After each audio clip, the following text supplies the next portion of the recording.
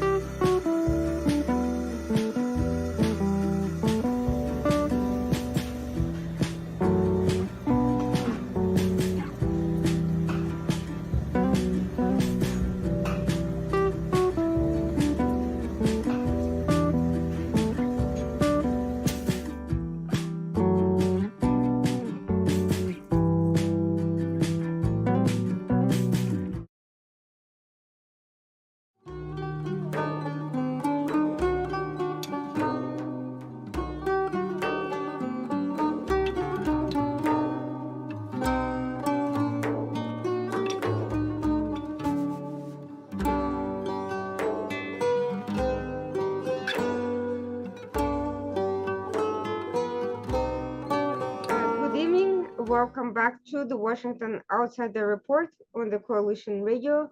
For those of you newly joining the program, my name is Irina Zuckerman. I am the editor-in-chief of the Washington Outsider. With us today is Dr. Patrick James Christian. I'll start by saying that he is a psychological anthropologist. He works in the field of psychological warfare operations. He's the head of Welcome, and he will tell you more about himself and his work. The program today will focus about what the background, what it takes to design psychological warfare operations, who is the audience, how are they developed, and how are they applied in conflict zones, and we'll discuss a number of contemporary examples. Dr. Christian, welcome to the Washington Outsider Report. Thank you so much for joining us. Before we delve into the discussion, and I'll ask you a number of questions, I'd like you to just briefly tell us about yourself, how you got involved in this very specific area, and what does your background mean? What is the crossover between psychology, anthropology, culture, and conflicts? Well, I thank you very much for having me, Irina, to start with. It's a pleasure to be on your podcast. I am a retired U.S. Army Special Forces officer, and most of my career, that spanned about 26 years, 24 of it as a Green Beret, was spent in the field in Central America, South America, the Amazon, Jungle Basin, and then after 9/11, it was almost a near continuous set of deployments from everywhere from Somalia, Iraq, Afghanistan, Darfur, Sudan, Yemen, Libya, and the list goes on. And as a field practitioner of of what we call non-lethal, non-kinetic targeting, engagement, influence, which is a central aspect of what Special Forces does. We operate in warfare, in combat, but within the civilian indigenous perspective. Yes, we work with militia, we work with rebels, we work with host nation military, but just as importantly or more so, we work with the civilian populations that are at the center of being weaponized by malign actors, state actors, malign non-state violent extremist organizations, both of whom their goal, their role is the conduct of psychological warfare, which is more than simple messaging. During my service in uniform, the Army Special Operations sent me to get my doctorate in the psychological pathology of ethnic and cultural violent conflict, so that I could better understand the deep motivations and drivers of the populations that we were trying to wrestle away from, malignant actors. We used to call it hearts and minds campaigns. Now we don't know what to call it, except the fact that these populations are being turned against themselves, each other, and their government, only for the benefit of someone else. Now, to start with, for those who are new to these fields, how would you describe and explain what psychological warfare is and how it works in general? And then we'll get into the document that you're working on and some of the defining issues and motivations that you've stated there. So we I believe, and I teach that psychological warfare is the most dangerous form of warfare in a human society. And I'll explain some of that a little bit later, why it's more dangerous than any kind of conventional military conflict. But at the heart of psychological warfare is an idea by an opponent, a malign opponent, as far as we're concerned.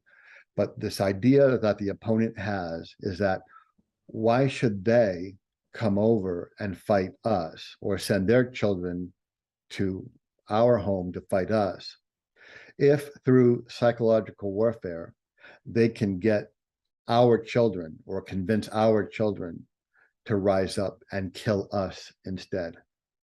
So the damage that happens within a society as its opponent works to get its children to destroy themselves, each other, their parents, with parents also being an analogy for their government. The resulting orders of breakdown don't remain with the current generation. They're passed down through generational transmission of trauma, and the conflict within that community becomes what we call intractable. It's intractable because it has no logical ending place, and it's intractable because the conflict, the violence, is not rational or conscious. It is all subconscious, and it burns hot. I have actually witnessed exactly what you refer to in conflict zones that are no longer engaged in active combat, but where populations formerly ensconced in military confrontations continue these psychological tensions, and even groups that are no longer in that general vicinity, the diaspora communities, actually even more entrenched in this sort of trauma reliving experience and continuation of the conflict than what you described. It's indeed a very complicated matter. in your paper that you shared with me, you mentioned a couple of driving factors that are at the center of this conflicting conflicting status, which is identity and death. Could you elaborate on what that means and how do they drive this continuity of psychological tensions? So a central line of effort in psychological warfare works where a malign adversary says in messaging and influence and in acts and deeds that you, my adversary, you don't actually exist. You don't exist as a man, or you don't exist as a woman. You don't exist as a mother or a father. Or if you do exist, your ideas about yourself, the good ideas about yourself, that you're a good mother or a good father or a good person, are faulty. And I show you how your ideas that you're a good person are faulty. I show you how you can't keep your babies alive. I show you how you can't keep your children from being killed by bombs or by disease. I show you all of the things that your subconscious mind is afraid that could be true. Well, through psychological warfare, I begin talking directly to your subconscious mind and telling your subconscious mind how right it is to be ashamed, to be alienated, to know that it fails all tests of being a good man or a good woman, a good person, and that it's not just that that person that I'm opposing is making mistakes. That's guilt. It's that the person that I'm opposing, their very presence, their very birth was a mistake. They should not even be alive. They're not worthy enough to even have children, to bear children, or to have a participation in any kind of a good, positive narrative, because they are essentially defective. Their entire being is defective, and their entire historical narrative is a lie and is defective. So the essence of psychological warfare is where, from influencing and messaging and acts and deeds, work to convince the psychological mind of a collective community, even as large as a whole state, whole nation, that they collectively are defective, that they collectively are a mistake, that they collectively should never have existed. So that's the identity aspect of it. And the reason why that's so powerful is that the human subconscious mind primarily, for the first maybe half of its life, is solely focused on that I am worthy, I am beautiful, I do things that make me feel good about living, about suffering. Because without feeling like I'm worthy enough to live, why would I go through all of the trials and tribulations of suffering when I'm not worthy of even being alive? And this, what we call of identity, this is how your subconscious mind knows that it's you and not someone else. Without identity, you wouldn't know where you end and someone else begins. So identity is absolutely essential for the maintenance of the human mind. Now, the human mind is a very interesting thing. It's a supercomputer. Artificial intelligence can replicate your awake agency, the part of your mind that is in control when you're awake. But the supercomputer that does all the heavy lifting, does 95% of the meaning making and decision making, that supercomputer has an interesting identity or a self-awareness, because it's where your sentience lives. Okay, and the two operate in harmony. Okay, but the more powerful one is your subconscious mind. We find a lot of resistance to this idea that our subconscious mind can actually be more powerful than our conscious mind. But it is, of course, so. Your entire mind can hold 2.5 petabytes of data, which is maybe between 30 or 40 million megabytes. So it's a powerful machine, but even more powerful than the data storage capacity is the fact that this machine inside of your head, this software program, it comes on when you're born and it doesn't go off until you're dead. So it is where the essence of you is actually held. And psychiatrists, psychotherapists, and hypnotists all understand that when we work to access human beings to help them with psychological problems, the right way to do it, obviously, is by bypassing the awake mind and going right to the subconscious mind. So that's this identity. When this identity software in a person's mind begins to fail, begins to fall apart, when a person can no longer hold on to their sense of worthiness, a sense of self, that I exist, something happens. And that something that happens is based upon this one scientific reality of the mind. And that is that the survival of your subconscious mind, your brain, takes precedence over the survival of your body. And if your subconscious mind begins to deteriorate, fall apart, it will attempt at eliminating or ending its life, ending the physical body before the psychological body dies. And of course, we call that suicide. So that explains the power of identity and why psychological warfare hones in or focuses on this subconscious identity. Because in a sense, psychological warfare seeks to not only have you kill your loved ones, have you overthrow your government or your society, but also to kill yourself. That's the power of psychological warfare.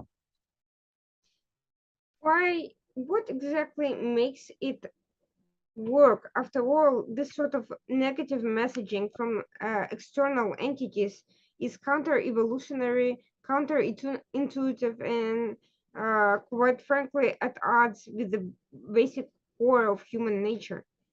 Yes, Why? good question. Mhm.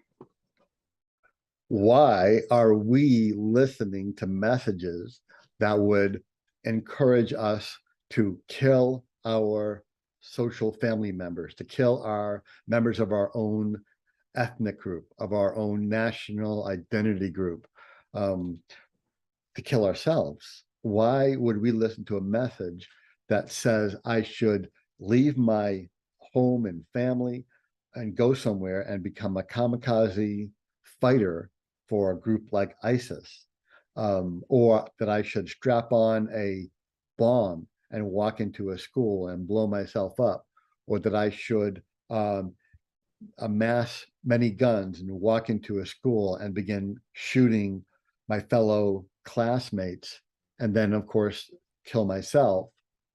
Why would we listen to that kind of a message? Is that what you're asking? Yes, exactly.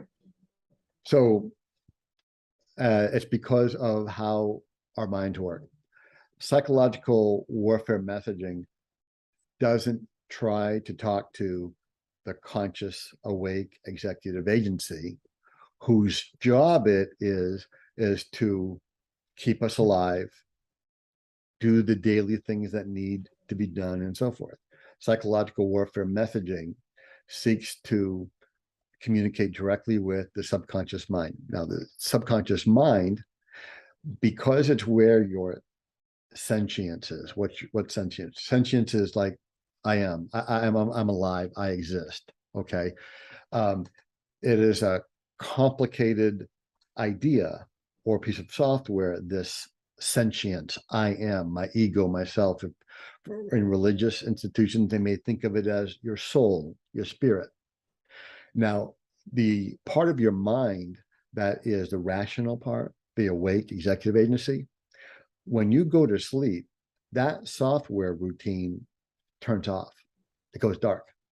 So if we put you into a functioning magnetic resonating imaging machine, fMRI, and you're awake, and we're telling you a story or talking, the machine will show that there's lights and so forth all throughout your mind in the prefrontal cortex behind your forehead. Okay, this is the question: why or how does psychological warfare convince a population to turn inward on itself, or an individual within a population to turn against their family, their classmates, their ethnic or national kin, and committing suicide in the process? How does that actually happen? It seems, like, as you said, Irina, counterintuitive that the mind would allow this.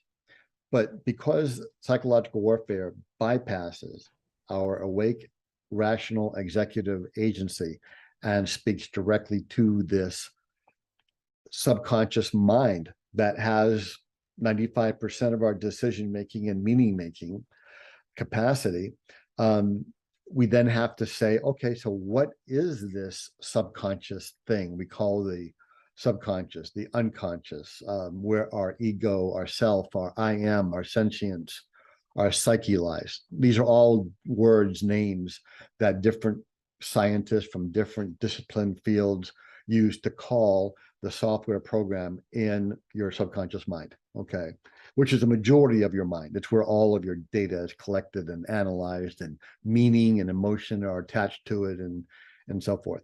So this software program is inherently narcissistic.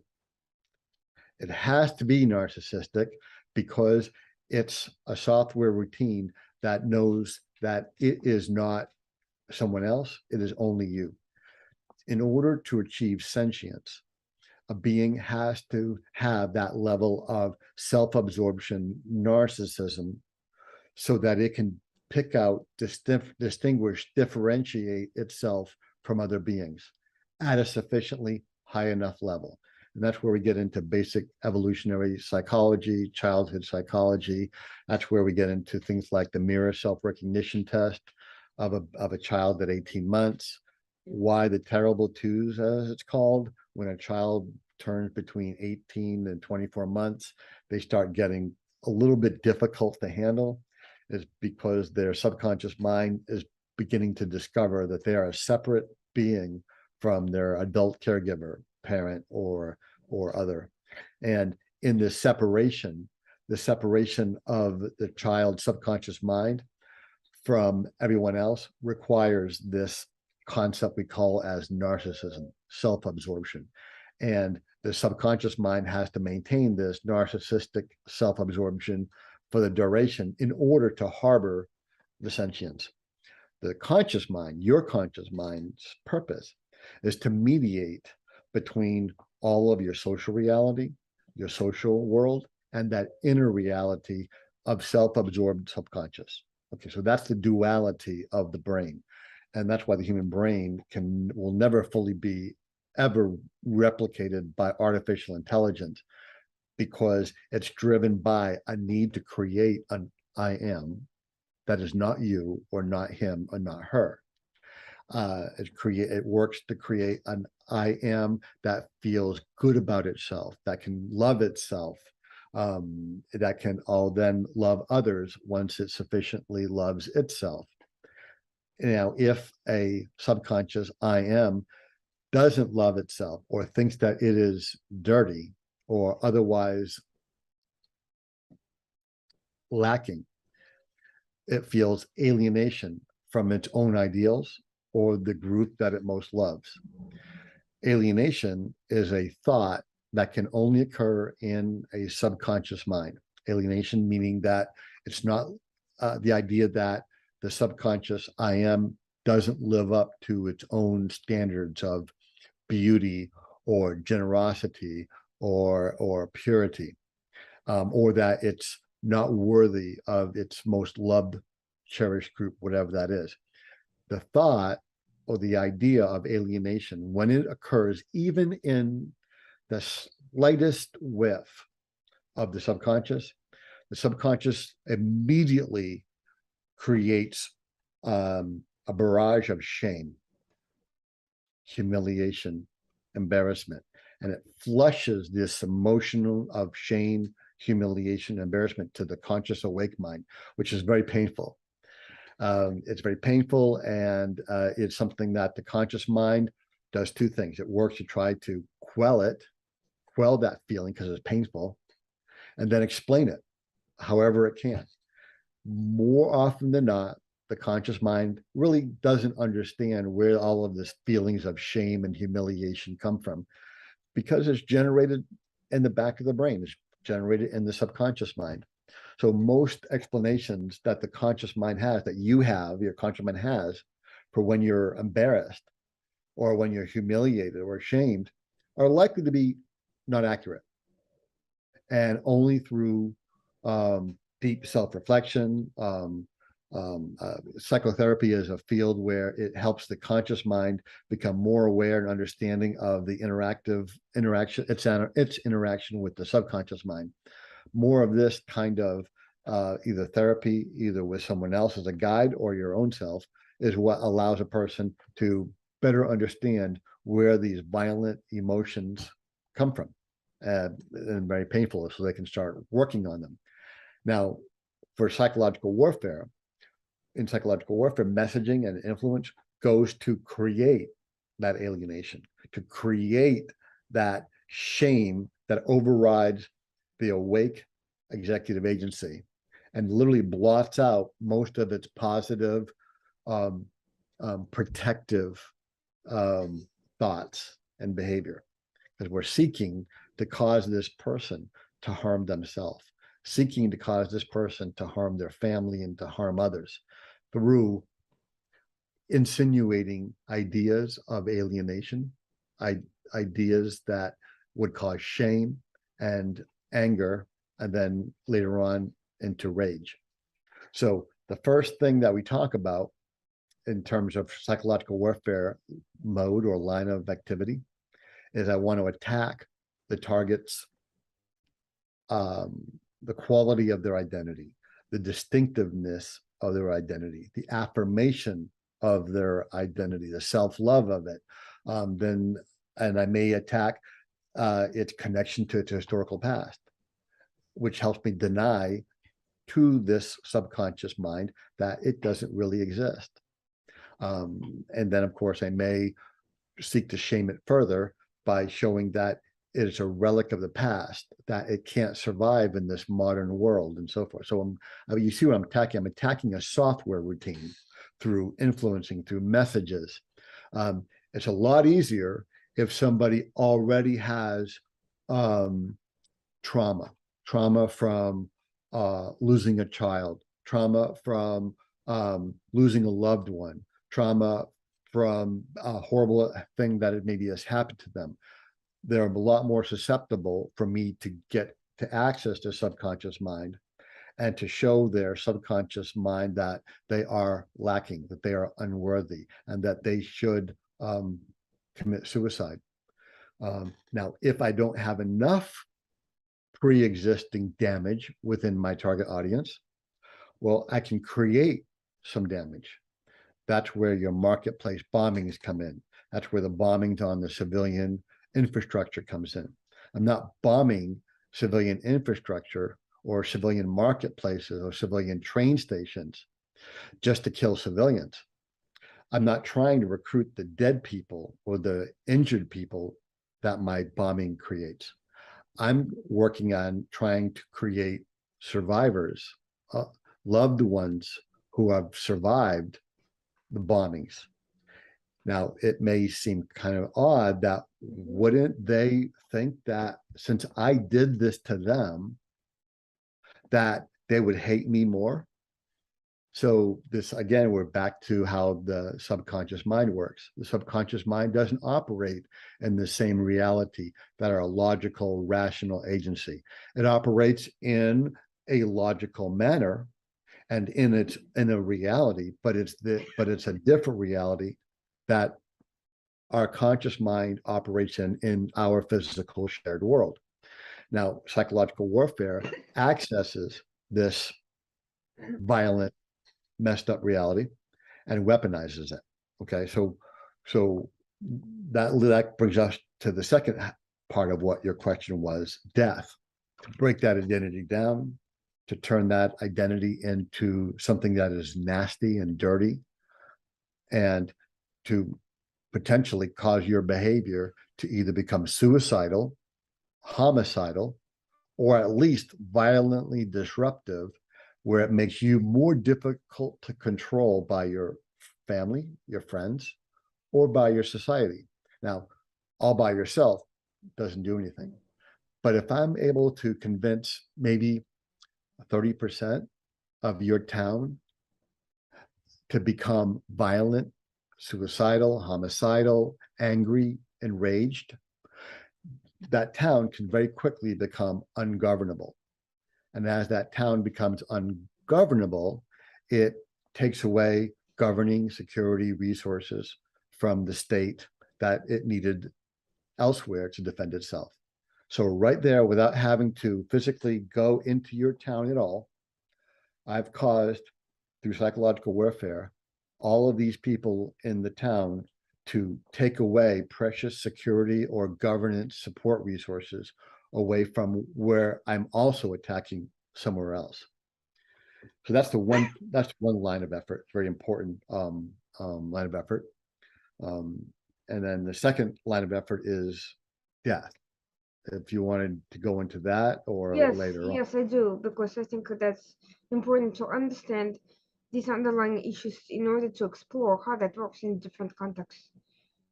So our conscious minds, we don't think about dying. I don't want to think about dying. If I think about dying, I'm going to get like upset, unsettled. So our conscious mind, we don't want to be thinking about dying no matter what. Okay. In fact, we go to funerals, but we go to funerals because it's a social event. All these other people are there and so forth. We also visit the grave of our loved one because we're communing with them psychologically so that we feel less alone. We try to remember them and so forth. But while our conscious, awake mind doesn't want to think about dying, we have shown through psychological investigation and studies that the subconscious mind thinks about dying up to thousands of times a day. And it's on a growing scale from puberty, where the subconscious mind really first begins fully aware that it's mortal, which usually causes panic attacks in puberty. It's one of the things about puberty that makes it difficult. Not only are we flooded with estrogen or testosterone and all of the other changes that are happening, but our subconscious's awareness of things that are very painful to think about, like our mortality, like infinity. Where does the world end and begin? Where does time end and begin? What's at the end of time? How can there be not the end of time? There has to be something on the end of it. So these are questions that our subconscious begins to fully wrestle with, oftentimes at puberty and slightly beyond.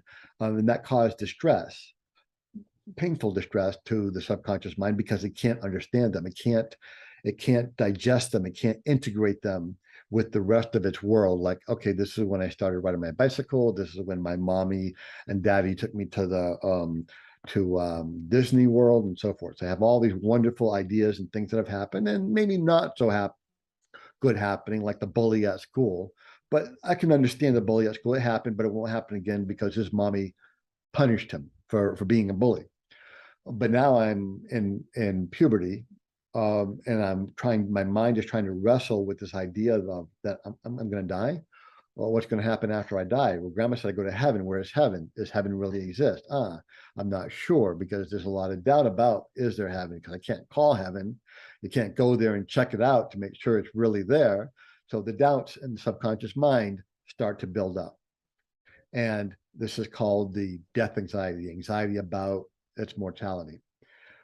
Evolutionary psychology has discovered that all of human life, human growth, human development, human infrastructure, our historical narrative is for two purposes. One, to build our identity that I'm here. Kilroy was here.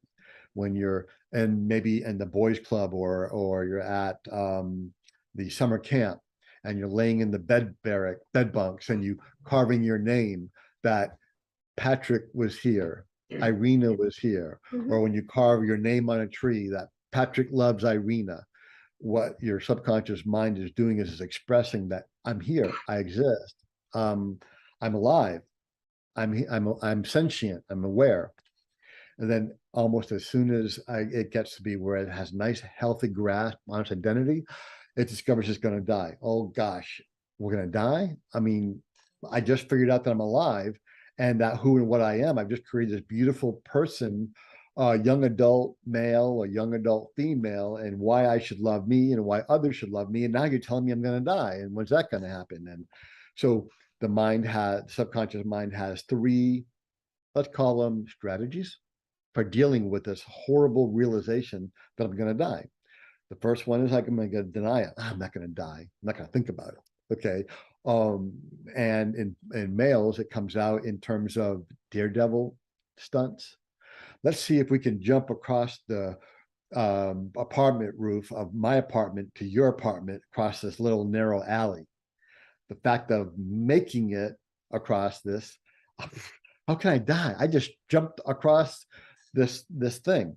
If I get on my bicycle and I try to make a jump, something kind of a devil daring duo activity, I psychologically, subconsciously, it's not rational, not logic, yes. I push away those ideas that I'm mortal by doing something that's immortal, like a jump across of a roof or and so forth. So boys have these strategies.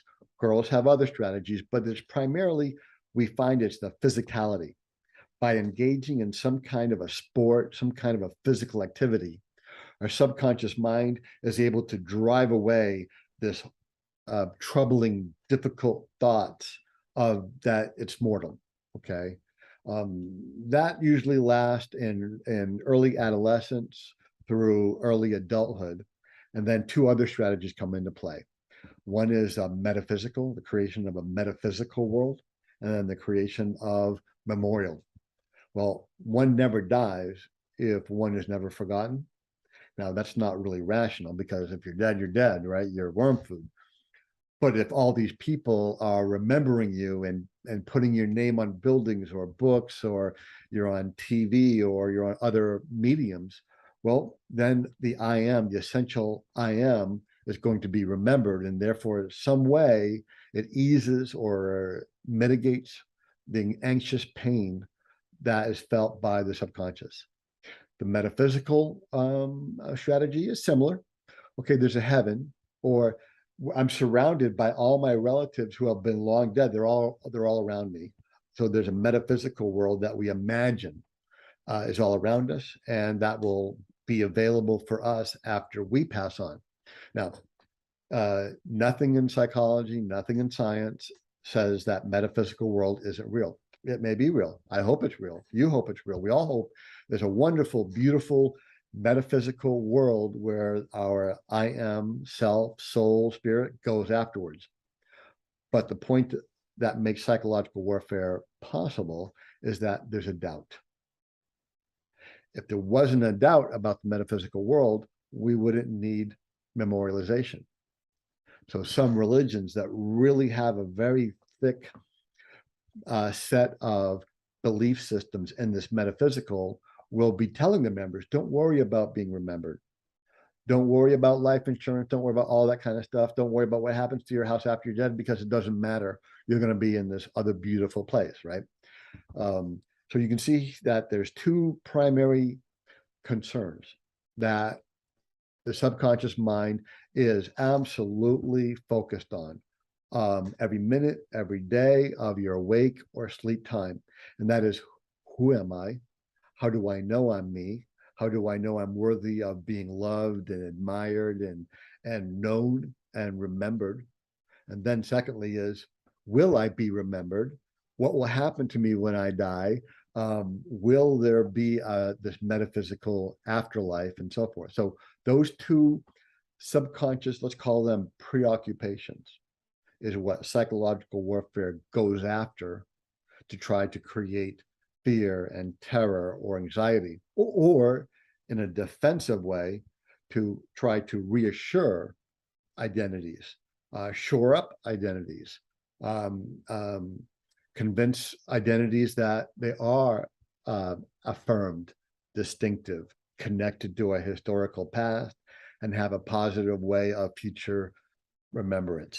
And then in terms of death, that yes, you will be remembered, we will have memory, and the afterlife is good for you. Does that make sense? Absolutely. Really? Yeah, it does, because because it speaks to basic human endeavors. Otherwise, if this wasn't the case, people would just be focused on making money and living, and just enjoying what they can, and just, and just only planning in terms of their of their descendants and what makes sense from an evolutionary standpoint. But clearly, the fact that people have funerals and memorials and all these epitaphs and memorial pages and donate to charities and so forth means that they are bothered by something beyond the continuation of their evolutionary existence, meaning their descendants. Yes. And these are things that the conscious mind is guided into doing. It's guided into doing it by emotion and messaging from the subconscious mind. And when we realize that the subconscious mind is actually the driver of, again, 95% of all the meaning about the world, and 95% of our decision making is driven by this massive subconscious software program that is being controlled by our sentience, which we call the ego, the self, the psyche, which has an emotional maturation age of about maybe 12, 13, 14, maybe 16 if you're the Dalai Lama or the Pope, right? But for most of us, because it holds our sentience, our I am, it has to be narcissistic, it has to be self-absorbed. And it listens to everything, all the data that our conscious mind hears and sees and feels and tastes or smells. But it listens with its own internal reality. And that internal reality is, again, focused on two things. Am I beautiful? Am I loved? Am I remembered? Am I cared about? Am I worthy? Is my life here worthwhile?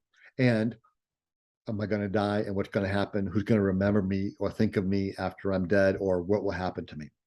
And so that is the subconscious mind's principal preoccupied focus when it hears anything and everything.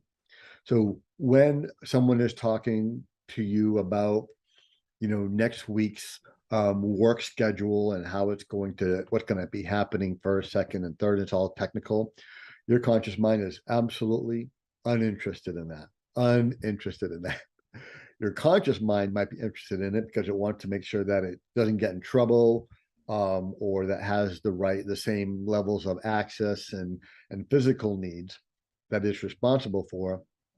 But your higher level mind, your subconscious mind, could care less. It's still looking around, looking for something of interest to it, which is why in a cacophony, a large volume of all kinds of different sounds and words and messages and so forth, the one message that would speak directly to the beauty of the subconscious I am, the worthiness of it, its purity, or just the opposite, its ugliness, its shamefulness, its dirtiness, the subconscious mind will stop the conscious mind and the body in its tracks and make it look around and say, who said that? Where'd that come from? What does they mean? Are they serious? Because they want confirmation, good or bad. Then they want acceptance if it's good, rejection if it's bad, which is how people know how to stop conversations of a big group in their tracks with just one word or one phrase. And everybody stops and looks at the speaker, and their conscious mind doesn't even remember or know what they said, because it wasn't the conscious mind that made them all stop what they were talking about and look at the speaker questioningly.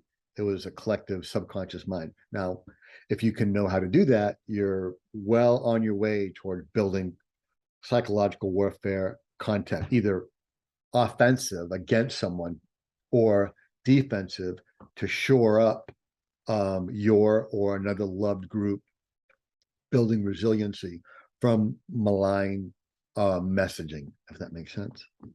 Yes, so that brings us to an important cross-cultural point, which is that there is an assumption that different cultures have different approaches to dealing with mortality, with the religion, with the social identity, and they don't necessarily, not all cultures are the same and have the same ethical values. Nevertheless, it seems to me that our adversaries, wherever they are from, whether they're state or non-state actors from a very wide range of cultures, religions, and social constructs, have all identified the same psychological drivers that you have just described to us, Right. and are managing to play off of them despite having nothing else in common with each other. How is that possible when every day we are lectured that all cultures are different, that we should not assume that our enemies are the same as us, and in fact, on the political level, there's a great deal of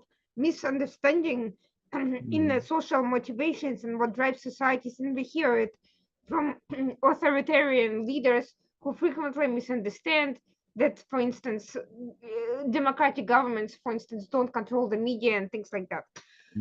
So, if you were the target of a psychological warfare offensive, will use you personally, and if the person who was targeting you was, say, from a culture very, very different than yours, say from an Asian culture, maybe an Arab or Middle Eastern culture, and they began trying to attack your subconscious mind's identity, worthiness, and beauty, using things that might work in those cultures, you probably wouldn't even realize why they were saying certain things to you.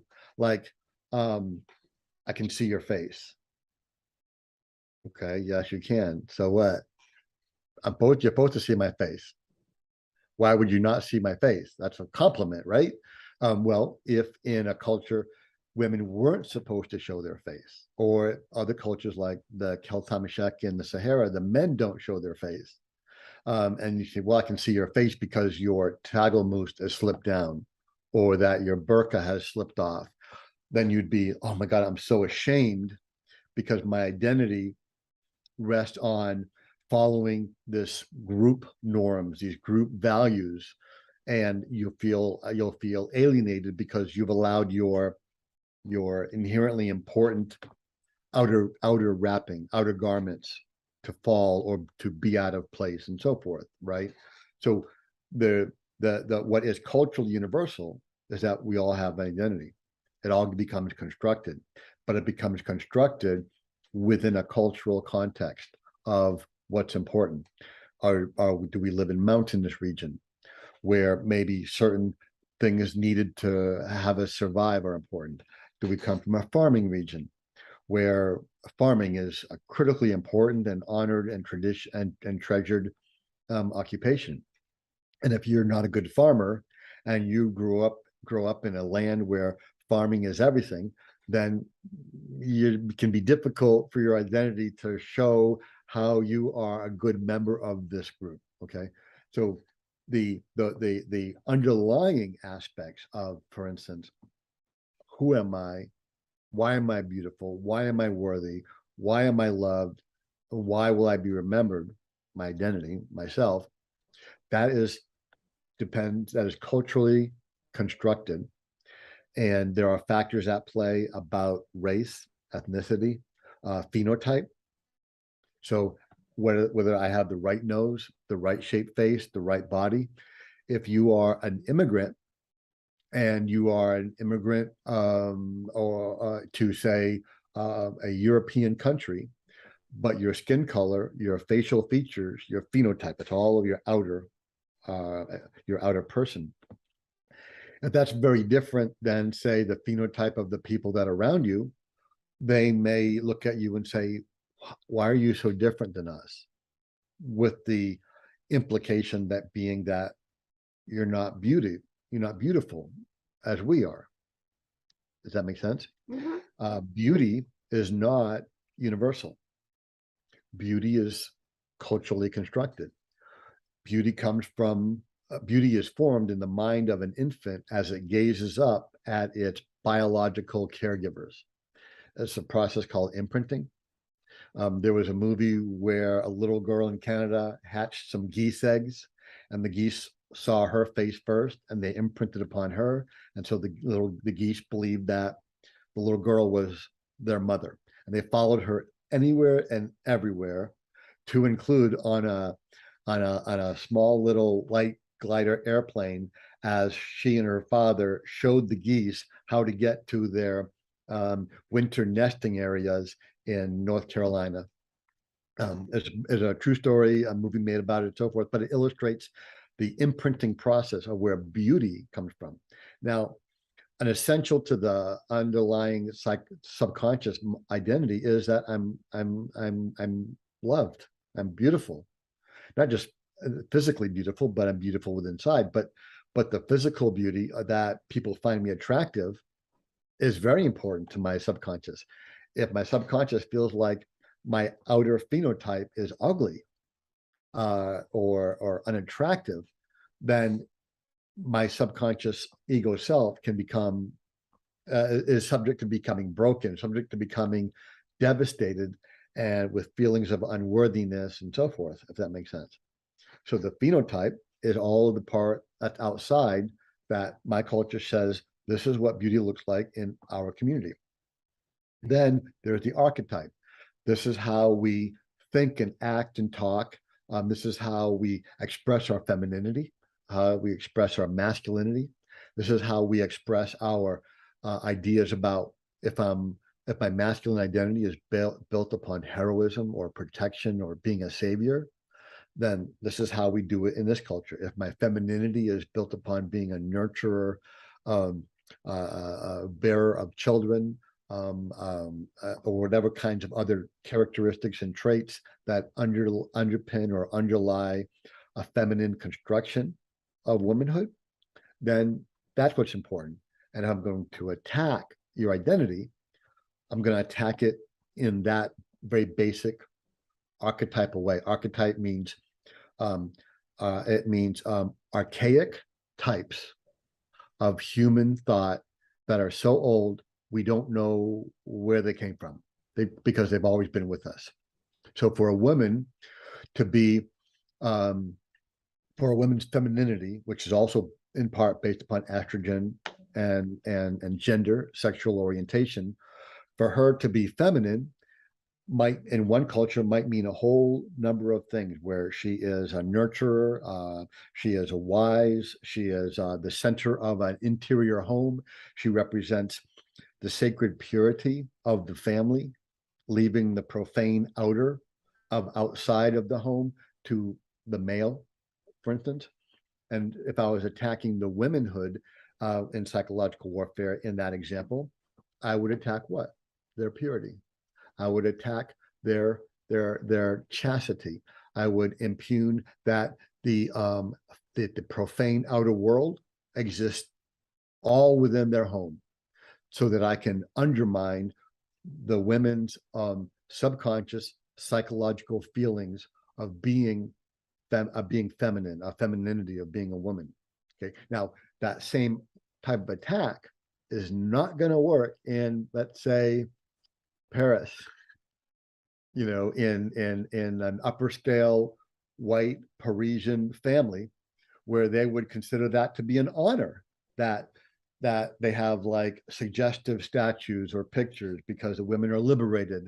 They're not bound by any of that. there isn't the same construction of the profane inner of the house. I mean, the sacred inner of the house and the profane outer outside. They don't have that construction in major developed world capital cities. Instead, what's profane, what's sacred is defined differently. In each place, it might have its own distinct definition. So I have to learn about your identity.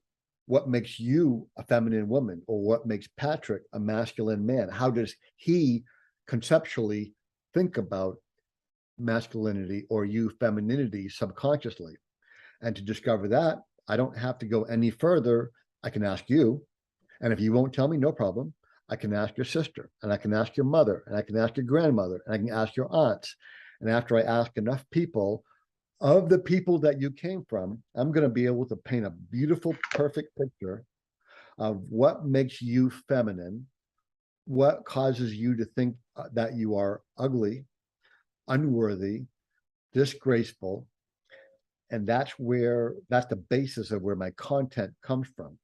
And the more specific it is, meaning the more narrow the group that I focus on researching, that's closest to you, where you've extracted your personal identity from, the more devastating and powerful my psychological messaging can be to you. Now, it's clear that there's a lot of information gathering that takes place within that process before the operation is formulated to attack, or to, on the other hand, to build up your ally, or to attack your enemy on the basis of whatever it is concept you're trying to attack. And when your enemy is vulnerable, socially vulnerable to a particular attack, you exploit that vulnerability. But earlier in the discussion, you mentioned the Hearts and Minds campaigns by by the U.S. forces, but it sounds to me like that is a mostly positive attempt to recruit allies, as opposed to an attack on the enemy itself in an attempt to destroy their society. It sounds to me like the enemies attacking Western countries are more focused. They are focused on recruiting allies, but they do so through negative means by attacking the Western societies, whereas Western societies generally focus on the positive recruitment. They do not engage in the same level of destructive psychological warfare. Is that accurate? And if so, yeah. So Western societies are at the center of this globalization, the globalization of trade, travel, economics, infrastructure, connectivity, manufacturing, food production, food security, food sanitation, all these kinds of things that link all of the industrializing or highly developing world together.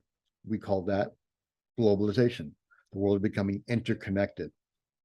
And this globalizing, interconnected world is something that we call it the West, but it's more than just the West. There's developed worlds in the East, developed worlds in the West, developed worlds in the South, right? And in the North that have all chosen to invest their societies, time, effort, identity, their collective identity into this globalizing world, which is meeting their underlying human needs of physical, food, shelter, all the physical world, security, and then psychological, sociological, and emotional, all those 5 needs that Abraham Maslow laid out over a half century ago. And this investment is one that we want to protect because we want to grow it. And of course, it's a collaboration. It's not only the United States or only Europe that began constructing this. Began constructing in the great empires of the East and the West and the North and the South.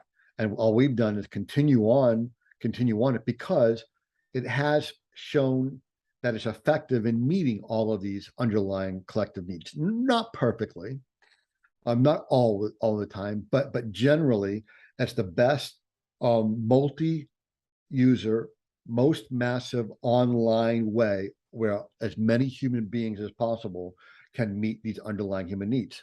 This globalized world that we're part of, that we're investing in.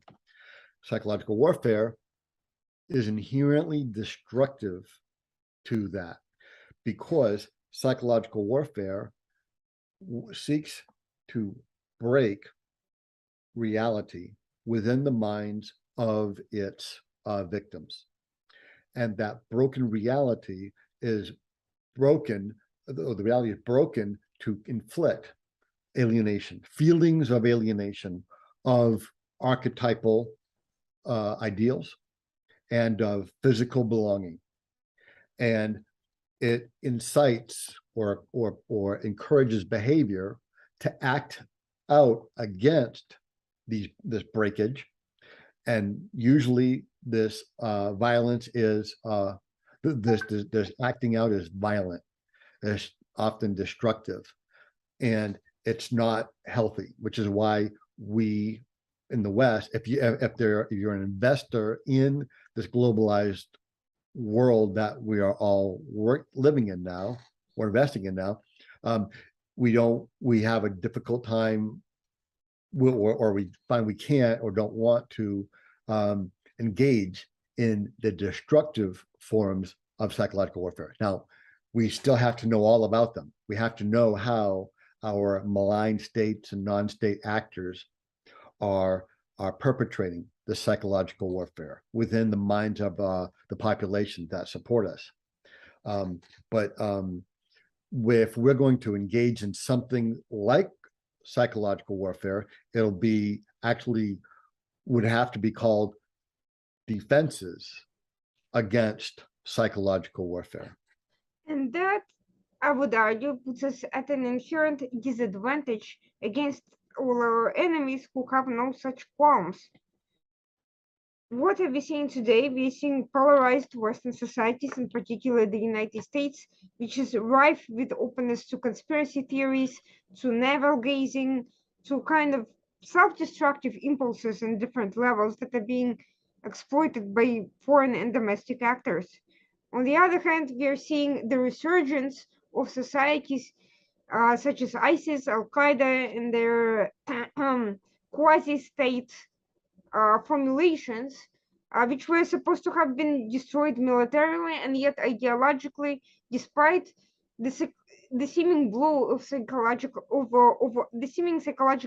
blow of military defeats, they are resurging elsewhere and finding grants to continue operating by the very same principles. So clearly, the strategy of not using destructive psychological warfare is not successful because it's not preventing those groups from succeeding, and it's helping the other side to exploit us instead. We are neither prepared nor are we able to fully degrade the psychological capacities of our enemies. Could you describe the thinking behind this now? Yeah. Before we get to the ISIS, Al-Qaeda, violent extremist example, okay, let's get to the malign state actor, Russia. Sure. Now, if we in the West were to initiate an influence campaign, an information campaign, a psychological warfare campaign, I guess you want to call it that, where we went and began telling the Kalmyk people of Russia, who are a minority, more Asian people of color, who were brutalized by the Soviet regime after World War II. And we began working to try to help them regain their sense of national identity. Even though they're a subset of Russia, they still think of themselves as a national people with their own collective identity and so forth, albeit with a great deal of generational trauma from the near extermination of them by the Soviet Union after World War II. And if we were to begin working with them to help them recognize their identity and nurture their identity and help repair some of the trauma, which would help their younger people live healthier, happier lives, and engage in and not engage in destructive self-harming, destructive harming of others as much. Okay, maybe less crime, less drug addiction, drug usage, less promiscuity, and so forth. It would serve to cohere the families of the Kalmyks and cohere the communities of the Kalmyks into a more tight-knit identity group. Now, if the ethnic nation of the Kalmyks lived inside of a political state that whose charter was to treasure their different multicultural communities and revel in their unique languages and their unique cultural identities with their unique historical narrative, then these efforts would be thought of as not psychological warfare at all. It would be, at the worst, it would be defending them against potential psychological effects of natural disaster, man-made, or whatever. Isn't that right? Because we're making them healthier, stronger, more coherent, more self-reliant on themselves. Okay. But what if that collective, that ethnic nation of Kalmyk was living or part of a political state that sought to deny their collective Kalmyk identity, that sought to push down or suppress their ethnic identity belonging together and so forth, then that political state might accuse us of doing psychological warfare against them because we're laying the foundation for one of their children to one day step up and start refusing to obey the parent government, if that makes sense. Mhm. So there is a bit of perspective on it, of the ethics of the, I'm going to call it the United Nations, okay, the collective body of democratic representative community. The ethics of that, of our approach, is that what we've discovered in terms of regulated free marketplace with representative government that is that it focuses on multicultural, multi-ethnic, multilingual communities where the preservation of community identity and culture is inherently a major priority because it leads to collective psychological, emotional, and sociological health. So that's where most of the democratic nations of the United Nations stand. We understand that. Some of them get it more right than others, okay? And some nations, including the United States, has some problems in trying to manage this multicultural, multilingual, multi-ethnic family we call a country, right? So you can see where the ethics of why we're right, why we think we're right, and why, say, Russia, as an example, might be wrong about their Kalmyk population, okay? It's because our discovery of psychological, social, emotional health at the individual, family, and community level leads to greater economic productivity and other discoveries in the psychosocial sciences show clearly that cultures are not in conflict when they are mutually respective, mutually distinctive, mutually in affirmation of each other and each other's historical narrative. And we find that all of that is true. And these kinds of communities tend to be far more economically productive because their economic production is not simply about making money. It's about expressing their cultural identity physically in products and services and so forth, which then creates a much larger gross domestic product for that political state. In Russia's case, I think, I forget what diplomat said they are a gas station masquerading as a state.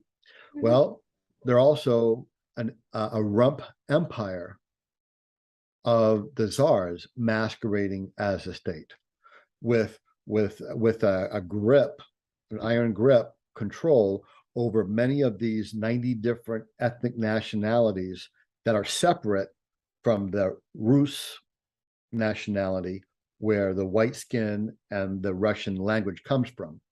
And much of their oil and natural gas reserves all comes from lands that are occupied historically by these 90 ethnic nationalities, but which those 90 ethnic nationalities receive very little return on, despite that is being extracted out from underneath them. And what little bit of return they get is maybe conscription into the Russian army, where they're being then employed in wars in Ukraine and Moldova and so forth. I was not surprised when the video came out of the Russian soldier with the light green box cutter who was mutilating Ukrainian soldiers' genitals was a Kalmyk. That kind of behavior is primarily indicative of deep psychological trauma, much in the same way that a serial killer, okay, is not motivated in this by the same criminal behavior of a crime, of a thief and so forth. You know, so you have to start looking at something much deeper. It's just a signal, it's a flag that something's happening within the community that young man was drawn from to cause that young man to do what he was doing. Yet, the West has been reluctant to play on these issues, despite the fact that we have seen time and time again the evidence of Russia using proxy conflicts, controlled chaos, ethnic and religious-based tensions to its own advantage, in order to keep the power within its former iterations of empires, the Soviet Union, and even after the breakdown of the Soviet Union, and in order to instigate conflicts elsewhere. We have seen that in Spain, we have seen that in Scotland, even in California, and with the BLM movement in the United States, where the Russians have insinuated themselves into a civil rights movement native to the US. Very similar to what happened in the 1960s with the Soviet Union. Very, very similar kind of thing. So the Russians have known, despite some level of misunderstanding of the way democracies work, they nevertheless understand the basic premises of identity and how identity plays can be used to destabilize societies, to create vulnerabilities, to create polarization and internal tensions. We have been unable to defend ourselves against these vulnerabilities, nor offensively to employ them to our own advantage. How can you address this obvious problem? So, if you are a regular middle class Russian Muscovite, okay, maybe you're on a pension, and if your son died and you have this overwhelming grief, you'll go through the stages of grief and so forth with your family and your friends and so forth. But unless you actually have much more funding, you're in that higher tier, the access to mental health is not going to be as available to you because it's just not that much in practice. Yet the universities in Russia, they graduate their fair share number of psychologists and psychiatrists. And in fact, there's been a lot of deep work in Russia within the psychological academic community on behavioral psychology, experimentation, evolutionary psychology, and reflexive control, and so forth. But then the question begs is, where is all of their graduates going to work? Now, we know, or we believe historically, they went to work for the KGB, which employed them to create facilities and capabilities in its intelligence war with the West while the Soviet Union was ongoing. And now we believe, although we don't have categorical evidence, we believe that much of the those duties which went over to the GRU, military intelligence organization, that there was a large number of men and women who had some levels of psychological training. Maybe not the best in the world, because those that were very good would refuse to do that kind of work. But there's evidence, both clinical and secondary, that there is a psychologically informed methodology to Russian influence or psychological warfare. And that would make sense because it would just be a continuation of a practice that was done in the Soviet Union. And of course, while Europe and the United States and most other parts of the world were governed by rules of ethical behavior, from the North American Psychological Association, the European Psychological Association, we have our diagnostic statistical manuals of mental health disorders and so forth that help us understand where our lines, our ethical lines are for the use of our knowledge of psychology. No such kind of ethical standard exists or has ever existed in Russia, period.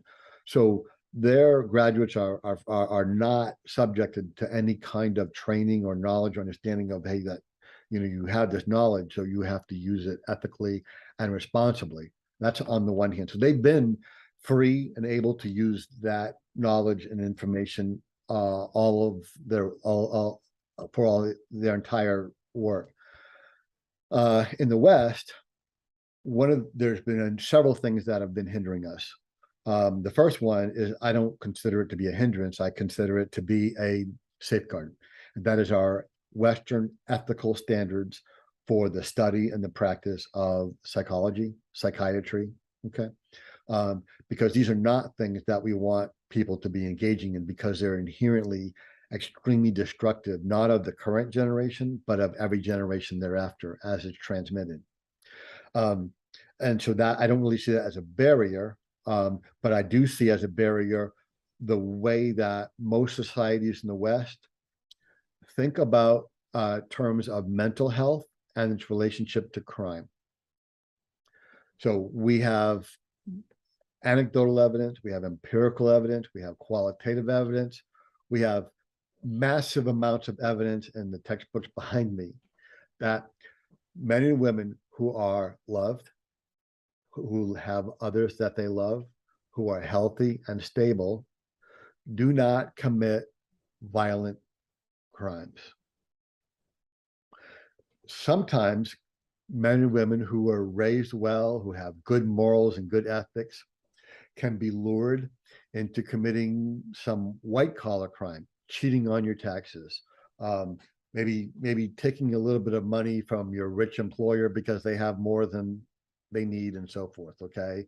And rehabilitation usually works very well on that small collective.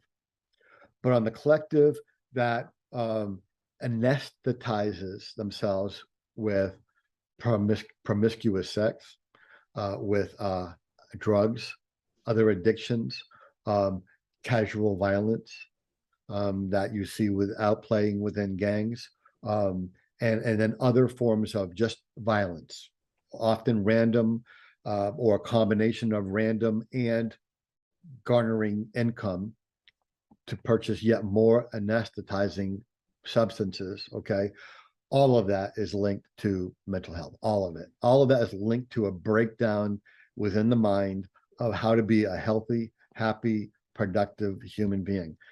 And our justice system is slowly, ever so slowly, like a giant ship, moving from a justice system of vengeance and punishment to a justice system of rehabilitation. And this is why we get into the idea about police officers needing more psychology than criminal justice, because while detectives, men and women who are trying to deal with like the white collar crime and so forth, yeah, most of of the men and women that they're seeking to identify and track, are operating with logical motivations of gain and profit, which is what criminal justice will often spend much of its focus on. Most of the time, most police departments in major cities, the majority of their calls are all about men and women who are deeply affected into addiction, into alcoholism, into mental health disorders, and so forth. And yet we don't have nearly enough of a basic knowledge of within our police forces. So that also then translates to how we also see the rest of the world.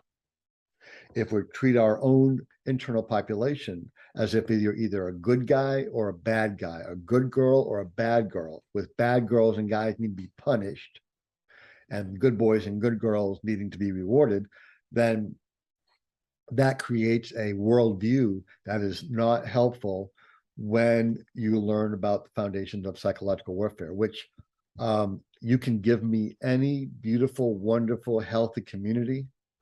And if I am a sociopath opponent, and I have no qualms and no moral restraints and so forth, with just a few well-placed marketplace bombs, I can create violent psychological trauma, not within the people that I'm killing, that my explosive is killing, but within their survivors. And then if I have people on my team that are going to circulate among those surviving mothers and fathers and children and aunts and uncles, and help them understand why they should be feeling alienated because they were unable to save their precious loved ones. They were unable to somehow do the right thing. That's psychological warfare in a nutshell. Arguably, there is a difference. There needs to be a difference in approach between addressing traumatized populations and dealing with the sociopaths that drive these dynamics, though. And yet, Yes. whereas there might be some level of growing understanding about how to deal with these populations, although to be honest with you, I have not necessarily seen nearly as much application of it in practice as there is discussion of it. There seems to be no concern at all about distinguishing those sociopaths that are driving those dynamics and causing them to turn on each other, or otherwise destroying the sociopathic layers that control these other segments of the population. So this is where I think the failure really lies. Well, it's also true that offensive psychological warfare seeks to break human beings. First, we break the mind.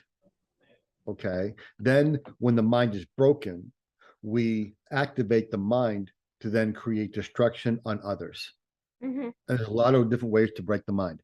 You can break the mind with violence, creating loss of love and relationships. I can break it with messaging, right? I can break it by destroying a major factory where everybody is unemployed, and then no longer able to care for themselves and pay for themselves. That, if unmanaged by a government, could also result in trauma that I could then go in and weaponize and use against them, right?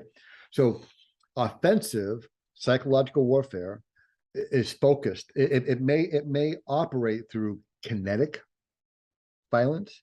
It may operate only through messaging, but it's focused on one place, the subconscious mind, breaking it, traumatizing it, creating alienation, shame, rage, okay, for an underlying purpose. Often the underlying purpose is to make a community ungovernable, or to help the community realize who its enemy is. So in the eastern parts of Ukraine, Russian propaganda, Russian psychological warfare works to try to convince Ukrainians that the bomb that just blew their house up came from their own government. And I'm asked all the time, how can it be that our Ukrainian citizens, okay, who are Ukrainian, they're not Russian speakers living in Ukraine, they're Ukrainian speakers living in Ukraine, okay, who are being pounded by Russian bombs. How is it that Russian psychological warfare believes that it can convince those Ukrainian men and women and families to believe that their own government is attacking them? Mhm. It's because the Russian psychological warfare, those men and women who create the content and plan it out, they understand what happens when the subconscious mind becomes broken, traumatized. When I say broken, it means the reality is pierced. Okay. If something absolutely happens that overwhelms the mind, okay, the mind becomes a little bit unstable. The software can become unstable and weaker. Now, when a person or a family or a community suffers psychological trauma from some horrible, terrible that happened, like bombings, okay, which naturally will create psychological trauma in many people within a community. Like a bomb comes in and you wake up and you heard a big explosion, you go out your house and there's no front of your building. Or you go into your baby's room and there is a rocket punched through the wall that hasn't yet exploded, it's smoking, and you maybe have 4 seconds to get your infant out of the crib and out of the house before you're all dead, right? So this is where the mind breaks, okay? And its holdover reality becomes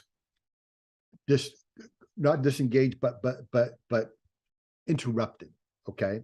So the focus of the psychological warfare is on committing that breakage of the subconscious mind.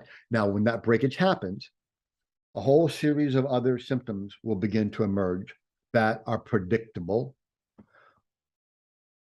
The same symptoms don't happen to every single person, but within a community that has been traumatized by bombing, those symptoms will appear all throughout the community. Does that make sense? Mhm. And these symptoms include ideas and feelings of being a victim, because you had your house blown up, okay? Victim creates alienation because you must have done something wrong, according to your subconscious, to be in this position, okay, where you've lost something. It creates victimization, which creates alienation. It creates betrayal, the ideas of betrayal, which also create ideas of being alienated. It creates suspicion. So this alienation and shame, it creates suspicion in the minds, okay? So there's a whole series of symptoms that happen in the minds of the population who are in a psychosocial traumatized place, like the places that are being bombed by the Russians in eastern Ukraine. Russian psychological warfare counts on these symptoms. This is why they'll bomb civilian communities. They're not trying to kill civilian necessarily. That's collateral damage. what they're trying to do is inculcate, create psychological, sociological trauma within the family, the individual, the family, the group, the community, okay? Because then those effects will begin to manifest themselves within the population. And it's those effects that become manifested that allow predictability within the Russian psychological warfare message for how that's going to be received, how it's going to be accepted, and what likely will segments of that community begin to do. The first major collection of activity that happened when a community is traumatized by violence and war and so forth is there is a centrifuge. Centrifuge is when you spin something and the parts all separate, okay? So we find that the betrayal, the mistrust, the victimization, the alienation, the suspicion, all creates a collective where they all pull apart from each other. Relationships are violated. Trauma destroys relationships between collectives, between families, between communities. Eventually, trauma can destroy a relationship between immediate families, and eventually between the nuclear family itself. Then we find that the next process of major psychological, sociological trauma within a community happens is centripetal. Centripetal is where things come back together, but they don't come back together in a healthy way. They come back together as survivor communities that are operating within shared ideations of betrayal, suspicion, conspiracy. Oh, they did this. That group, the Joneses down the street, they're behind this. That's what I heard. And next thing you know, it's an explanation of why did the unthinkable happen? Well, because that group or that community or that organization did us in. They betrayed us. They allowed this to happen. Otherwise, why us and not them? There's a reason why psychological warfare, when it uses a kinetic approach, okay, will seek to create a victim of one city in one community, but not the next one over. That's because in the city that gets pummeled, the messages that say somebody done you wrong, somebody inside of your community, your government sold you out, because that's why this town is not being affected. Now, one of the hardest things that government operators seem to have a problem with is, why don't the people know this? Why can't they figure out that they're being played? Because that's one of the things that happens in trauma. Betrayal, suspicion, mistrust, alienation, shame, blots out all of the logical, cognitive function of the awake mind, which is responsible for trying to figure things out logically. But because the subconscious mind has become broken, it's spewing constant streams of ideas and thoughts and emotions that really don't make much sense to the conscious mind. And the conscious mind begins to have less force, less energy to do its job. And therefore, the person becomes more susceptible to believing things that are outrageously, completely false. I mean, demonstratedly false. And then they don't even see it, because the conscious mind, which is responsible for picking up those pieces and understanding them, is overwhelmed with the trauma from the subconscious mind. We are seeing actually a lot of the same thing happen in Yemen, in Libya, and other war-torn countries. It's not just Russia with its cadre of trained ex-KGB psychologists, but also non-state actors and non-state/state actors working together in militias have all seemed to have adopted the same principle without even that sophisticated training, although one may argue that sometimes these actors work together and they share resources, they share the psychologists, and those campaigns may very well be designed by somebody other than the entities who are engaged in combat. Exactly. And it's just like how IEDs, like improvised explosive devices, where they had the artillery shell, and somebody in Iraq figured out how to take a copper plate and put a bow in it, or you bend it in the right way. So then when it exploded, it would shoot the shaped charge that could penetrate armor. Well, that may have happened, that may have been figured out by Iraqi insurgents in 2005, but then next thing you know, it was showing up with insurgents in Colombia, Africa, and other places because they share. And so this kind of psychological warfare, they don't often know the science behind it, but they know it works.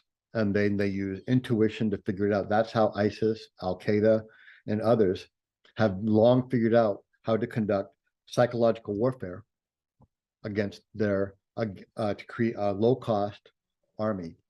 So what has prevented the adversarial forces, the Western Alliance, whatever you want to call it, from inoculating their own and other people's populations, knowing the principles by which these successes are produced? We know what works. These principles are known. You've just described them. You laid them out very succinctly and clearly, even to a non-specialist like myself. So the governments are fully aware of how this works at this point. Why have they not been more successful in preparing and in sharing resources with their allies, and frankly inoculating even their own populations against these sorts of campaigns? So the trauma, the breakage of reality, okay, if the things that would cause trauma to happen were preceded by, let's use myself for a second. If you were my superior and you said, Patrick, we're going to send you into a place where I need to tell you what's going to happen to you. And you're going to show me pictures and photos, and you're going to work with me to have me understand all of the terrible things that might happen. Maybe you might even let me hear the sounds of what's going to happen. I'm still going to be shook up when I go down there, but your advanced preparation is going to help my subconscious mind be ready, knowing that these things are going to change. It's when it happens suddenly that we're not prepared for, because nobody told us about it. Okay, now it can't just be about just telling us. So the reason why Ukraine has done such a wonderful job at building its resistance and resisting the Russian invasion is because, despite the cautious statements of President Zelensky and others, the Ukrainian military services and civilian government operations were getting a great deal of help from its Western allies, where we began helping them to know how to teach their civilians what's coming, what might come, but if it does come, this is what it will look like. And this is what you can do to keep from being psychologically victimized. So I might not be able to stop you from being physically victimized, okay, by the bad people that are coming your way. But by telling you who's coming, why they're coming, what they're meaning to do, and how you can fight back, even if it's just where you take a little piece out of them, enough to cause your subconscious mind to say, I'm not overwhelmed, I'm not defeated, I can still fight back for myself. I'm inoculating you against trauma. Does that make sense? Now, we do that with our militaries already through the training. We have lots of different ways to keep our soldiers from becoming traumatized. And we're getting better at it. There's actually a lot less trauma in this current war than we saw in World War II, World War I. There were tremendous numbers of human beings, of Americans, for instance, who were deeply traumatized after World War II and World War I. And there's still plenty that are from this war, myself included, that are suffering from the effects of PTSD, post-traumatic stress disorder. But the difference is am I still retaining enough of my subconscious individual agency where my subconscious mind can still find things to hold on to? Or is it completely overwhelmed to where I might just slip into like a catatonic state where I'm just staring, or even worse, where my subconscious mind makes my body stop existing before it does? Suicide. Mhm. Okay. So you're absolutely right. We have knowledge. We do know what to do, but much of our governmental structure, okay, is oriented in a political science, an Mhm. international relations, and those two disciplines, which by the way are simply subsets of sociology, Mhm. really not much different than LGBTQ studies, Asian American studies, Latinx studies, which is the behavior of a certain bounded group of people as they try to meet their underlying psychological, social, physical, emotional security needs and live a happy, purposeful, memorialized life with identities that are distinctive, affirmed, connected to a past, and have a pathway to the future, right? Mhm. So, but the thing about political science and international relations as they're currently expressed within government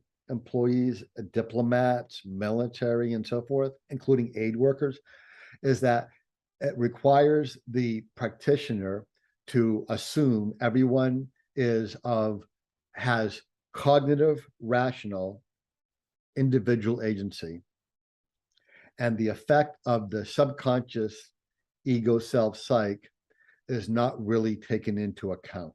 Mhm. And if at all, it's a minor thing that the conscious awake mind has the capacity or to control and resolve. And that is the disconnect with a lot of developed governments.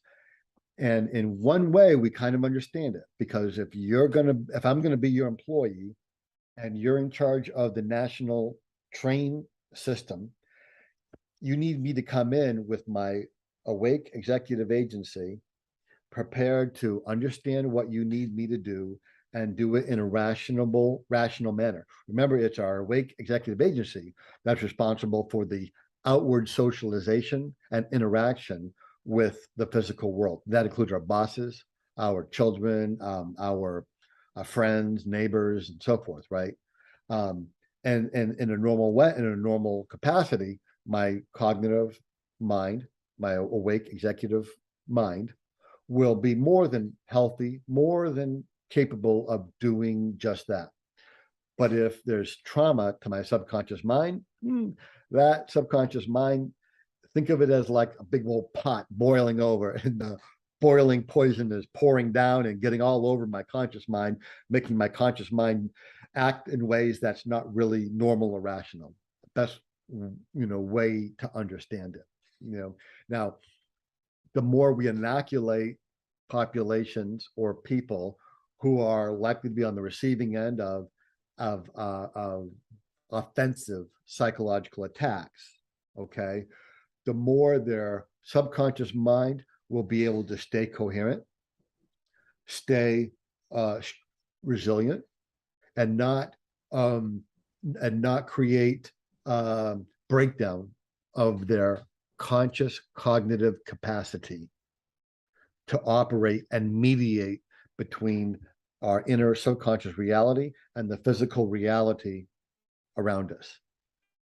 Does that sound crazy or difficult to understand? Or No, but what I do see is that our civilian population in the US, in Western countries, that inoculation factor has not reached them, which is why these civilian groups here, not the military operating in conflict zones, but civilians operating very much in peaceful consignments, are being polarized, are disengaging and showing effects of distrust and trauma and suspiciousness, and being alienated from their own government and yeah. institutions and turning on each other, perhaps Well, with the impact of foreign actors' involvement, but nevertheless, none of the groups affected seem to have the skills to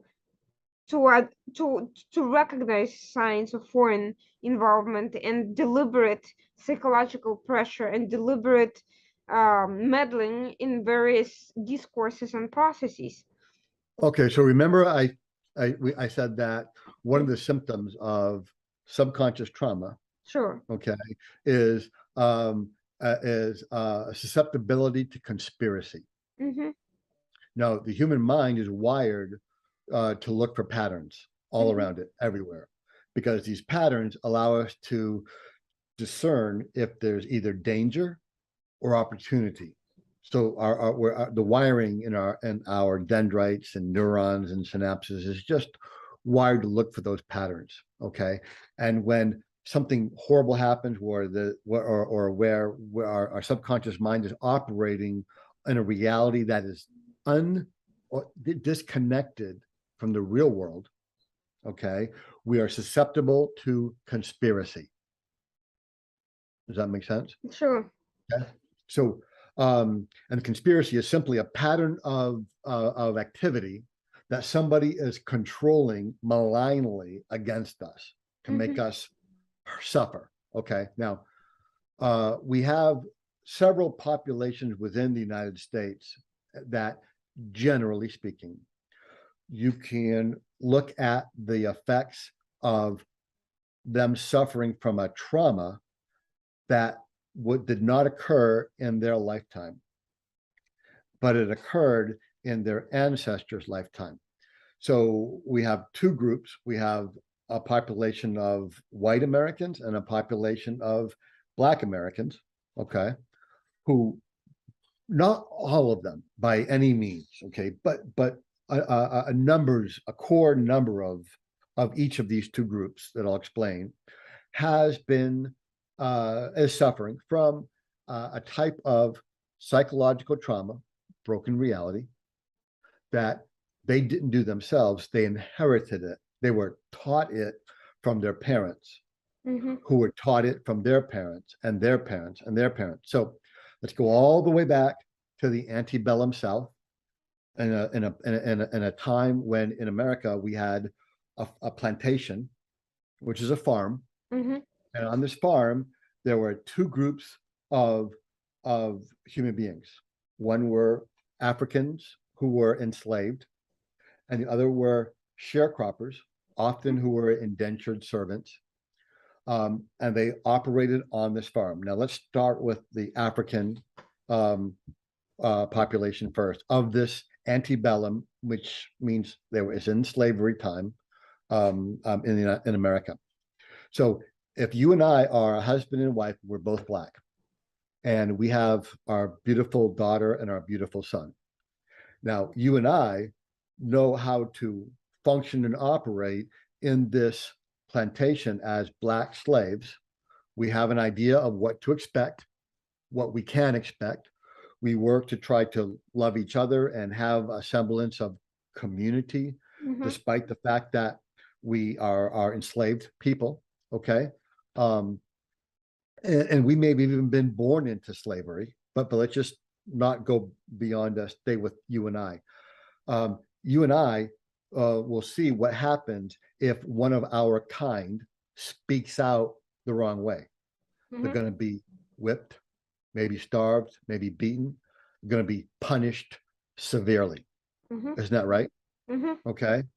So you and I are going to be very working together to make sure that our son or daughter does not suffer from that horrifying fate. Cat o' nine tails is all manner of horrifying, cruel ways of punishing Black slaves in the antebellum South before the end of slavery. And so you and I are going to be teaching our son and daughter, not even consciously, cognitively, but unconsciously, subconsciously, we're going to be instilling in our Black son and our Black daughter how to not get murdered, how to survive their brutal captivity. Would you agree with that? Be natural. Absolutely, sure. I mean, we probably wouldn't even have many conversations about it. Our son and daughter would be watching our behavior, copying, mimicking our behavior, so that when a white person on that plantation came by, we would act a certain way. And then they would begin acting a certain way. And if we had a child that had a really strong personality and they were like acting differently, we would like, no, take them away. We would make them act properly. Does that make sense? Mm-hmm.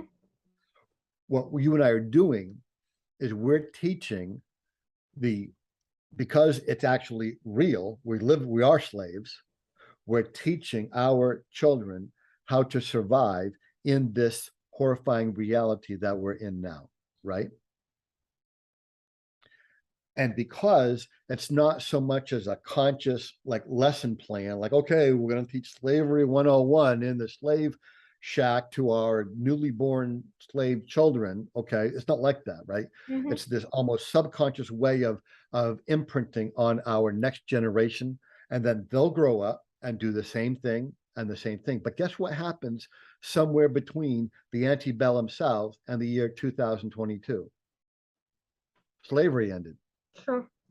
Civil rights were pushed. Civil rights were granted.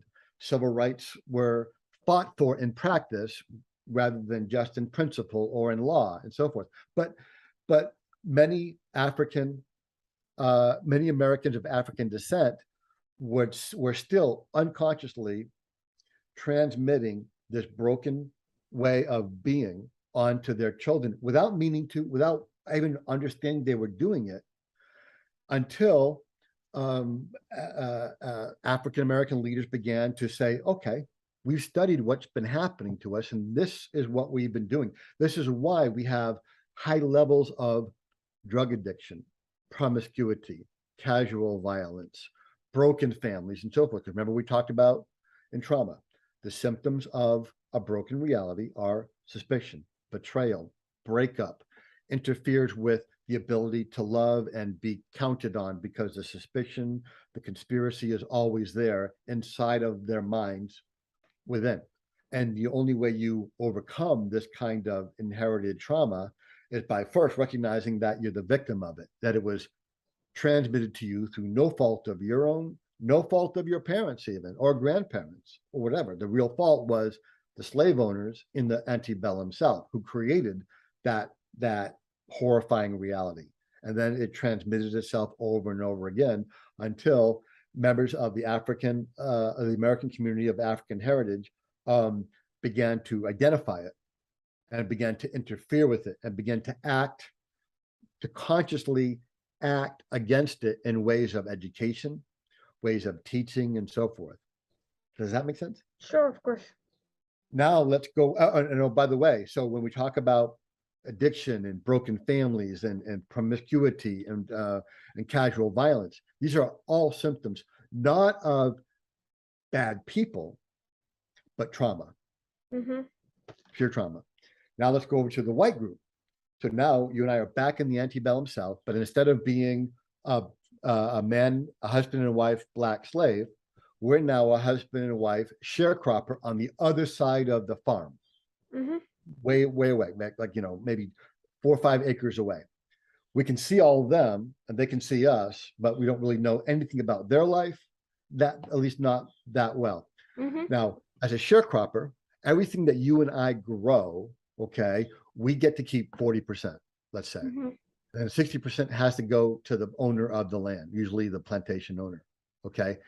But and maybe for the first couple of years that we have that we're working as sharecroppers after our indentured servitude is over to get us to the United States, from Europe or wherever, we have some good harvest. And so we're able to feed ourselves, and we have a couple of children. We sell some parts of the 40% of our harvest to get some furniture and make life nice for ourselves, right? But then a drought happens, or pestilence, or diseases come and afflict our crops, and we lose most of our crop. Maybe we have like 30% of a healthy crop, but guess what? 60% of that crop has to go to the plantation owner. So it's 60% of 30%, which only leaves us with like 10% or something less of the whole crop. So we look across and we see the farmers that are of African heritage, they're slaves, and we know they're slaves, but we've never owned a slave. We don't know what it's like to be a slave. We don't know what it's like to own a slave. It's a reality that is beyond our experience coming from Europe. Make sense? Sure. So, but what we are seeing them is they've got food every morning, every evening, and they have medicines, and they have good, clean water, and they have all of that. Now, it may not resonate with us that, yes, they're being taken care of because they are property, like a horse or a cow. And you and I won't have a problem with seeing horses and cows get food and water and veterinary support, okay, even though we may not be able to afford it for ourselves or our children. But now we're seeing Africans get that, and it began realizing that, or having an idea that we are marginalized. That group of white population, and there's a book by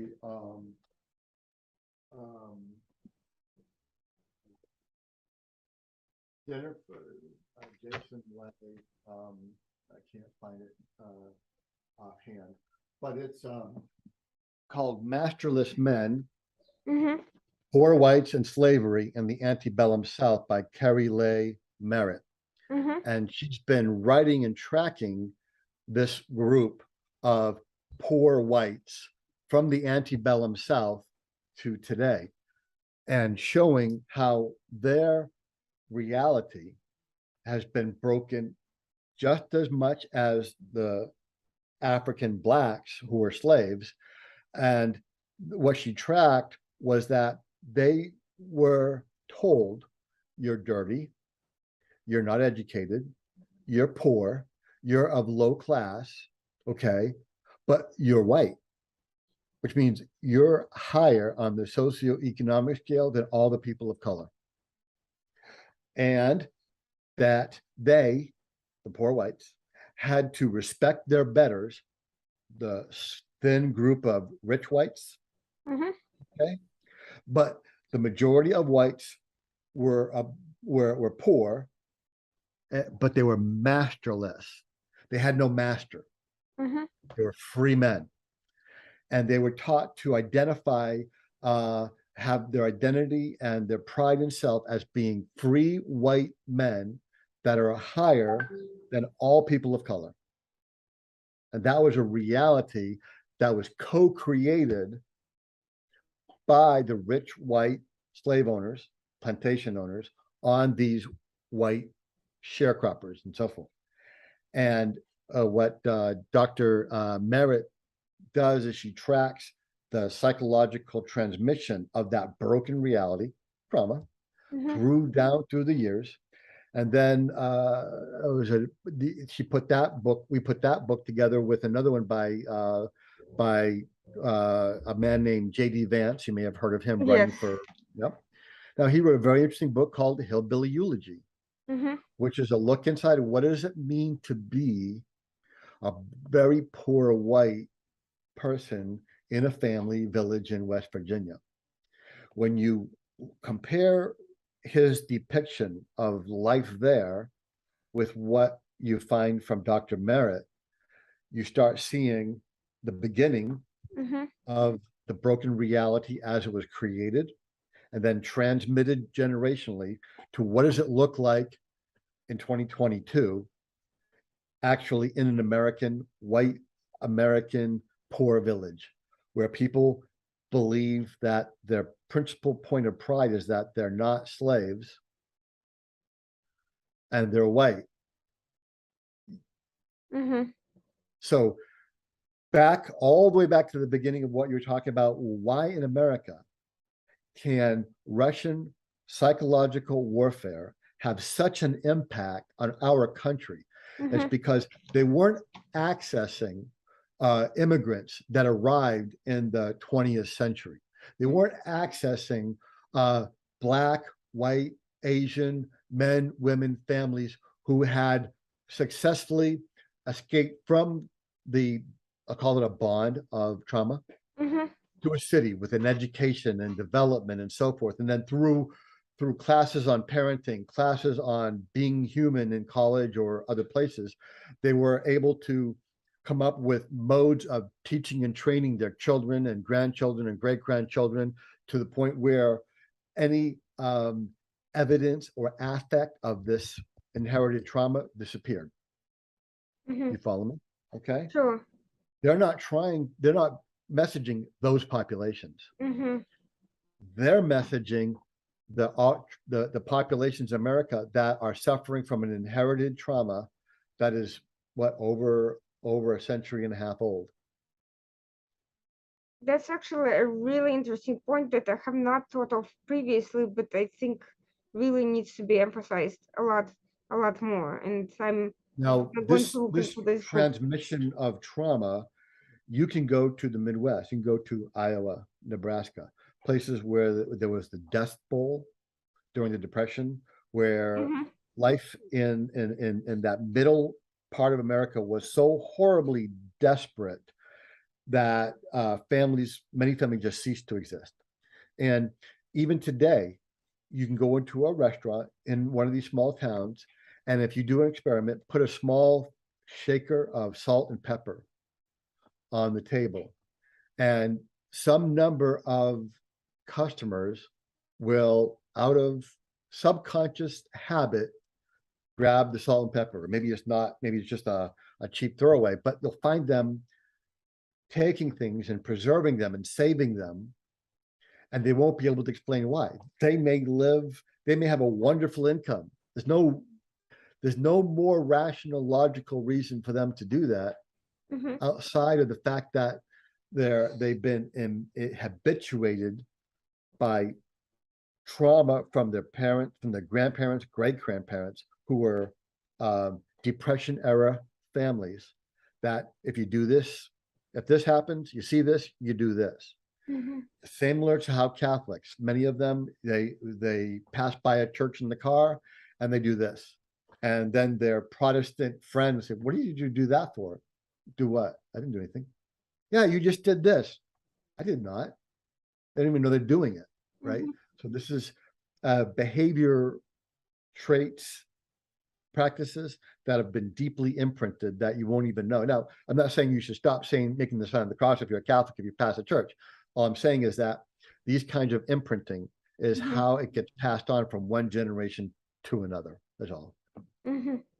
And it Very won't be interesting changed point. until it's cognitively, consciously understood and then dealt with in an appropriate manner.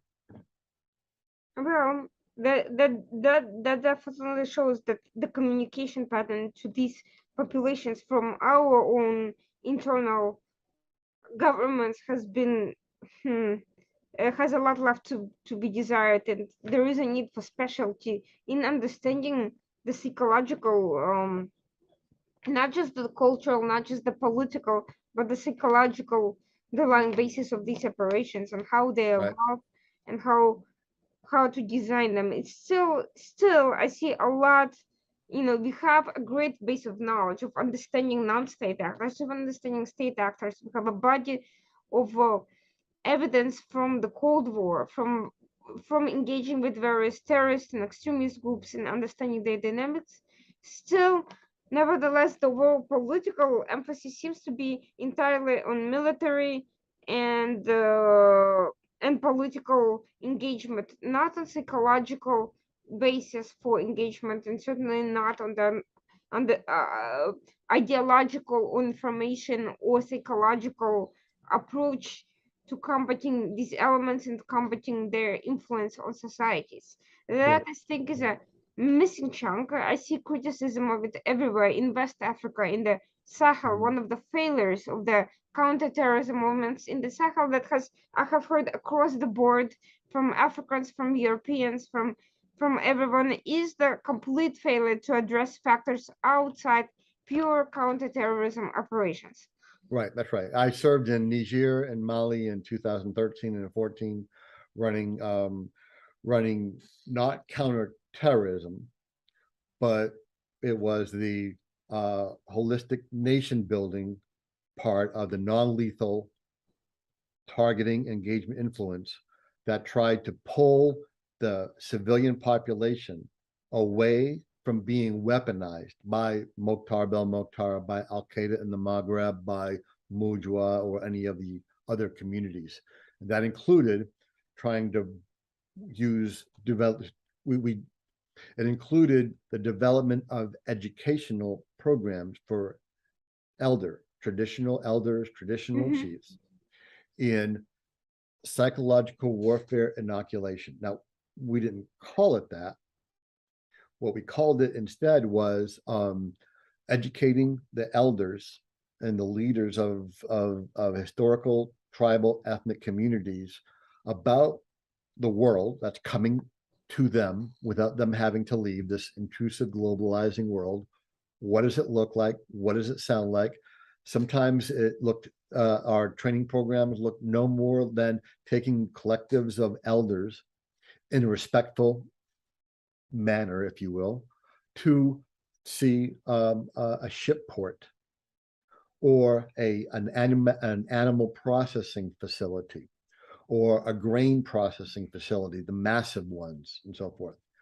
And the first time many of them have seen it was shocking, because they didn't have the conceptualization that the world around them had grown so dramatically.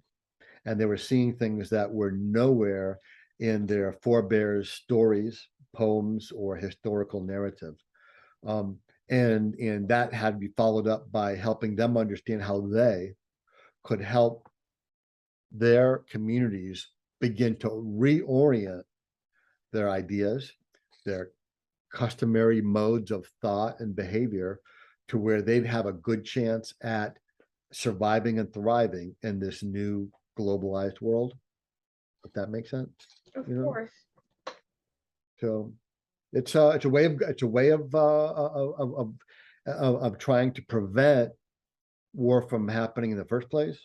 Mhm. But right now, it's a struggle between the civilian population, where malign states, malign actors have figured out how to break a civilian community population segment and turn it into a weapon against each other, against other communities, and against the political state, making it nearly impossible to govern.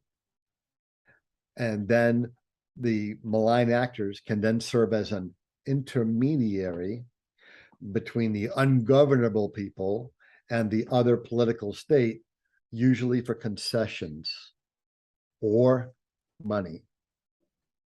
I would say, not to bring up too controversial a point with Afghanistan, but after 20 years of presence there, one of the cardinal failures that everyone is discussing is this quote idea of nation building that supposedly that failed versus Yeah, counter yeah, terrorism. yep, But the yep, question is, yep. why is it that these resources are,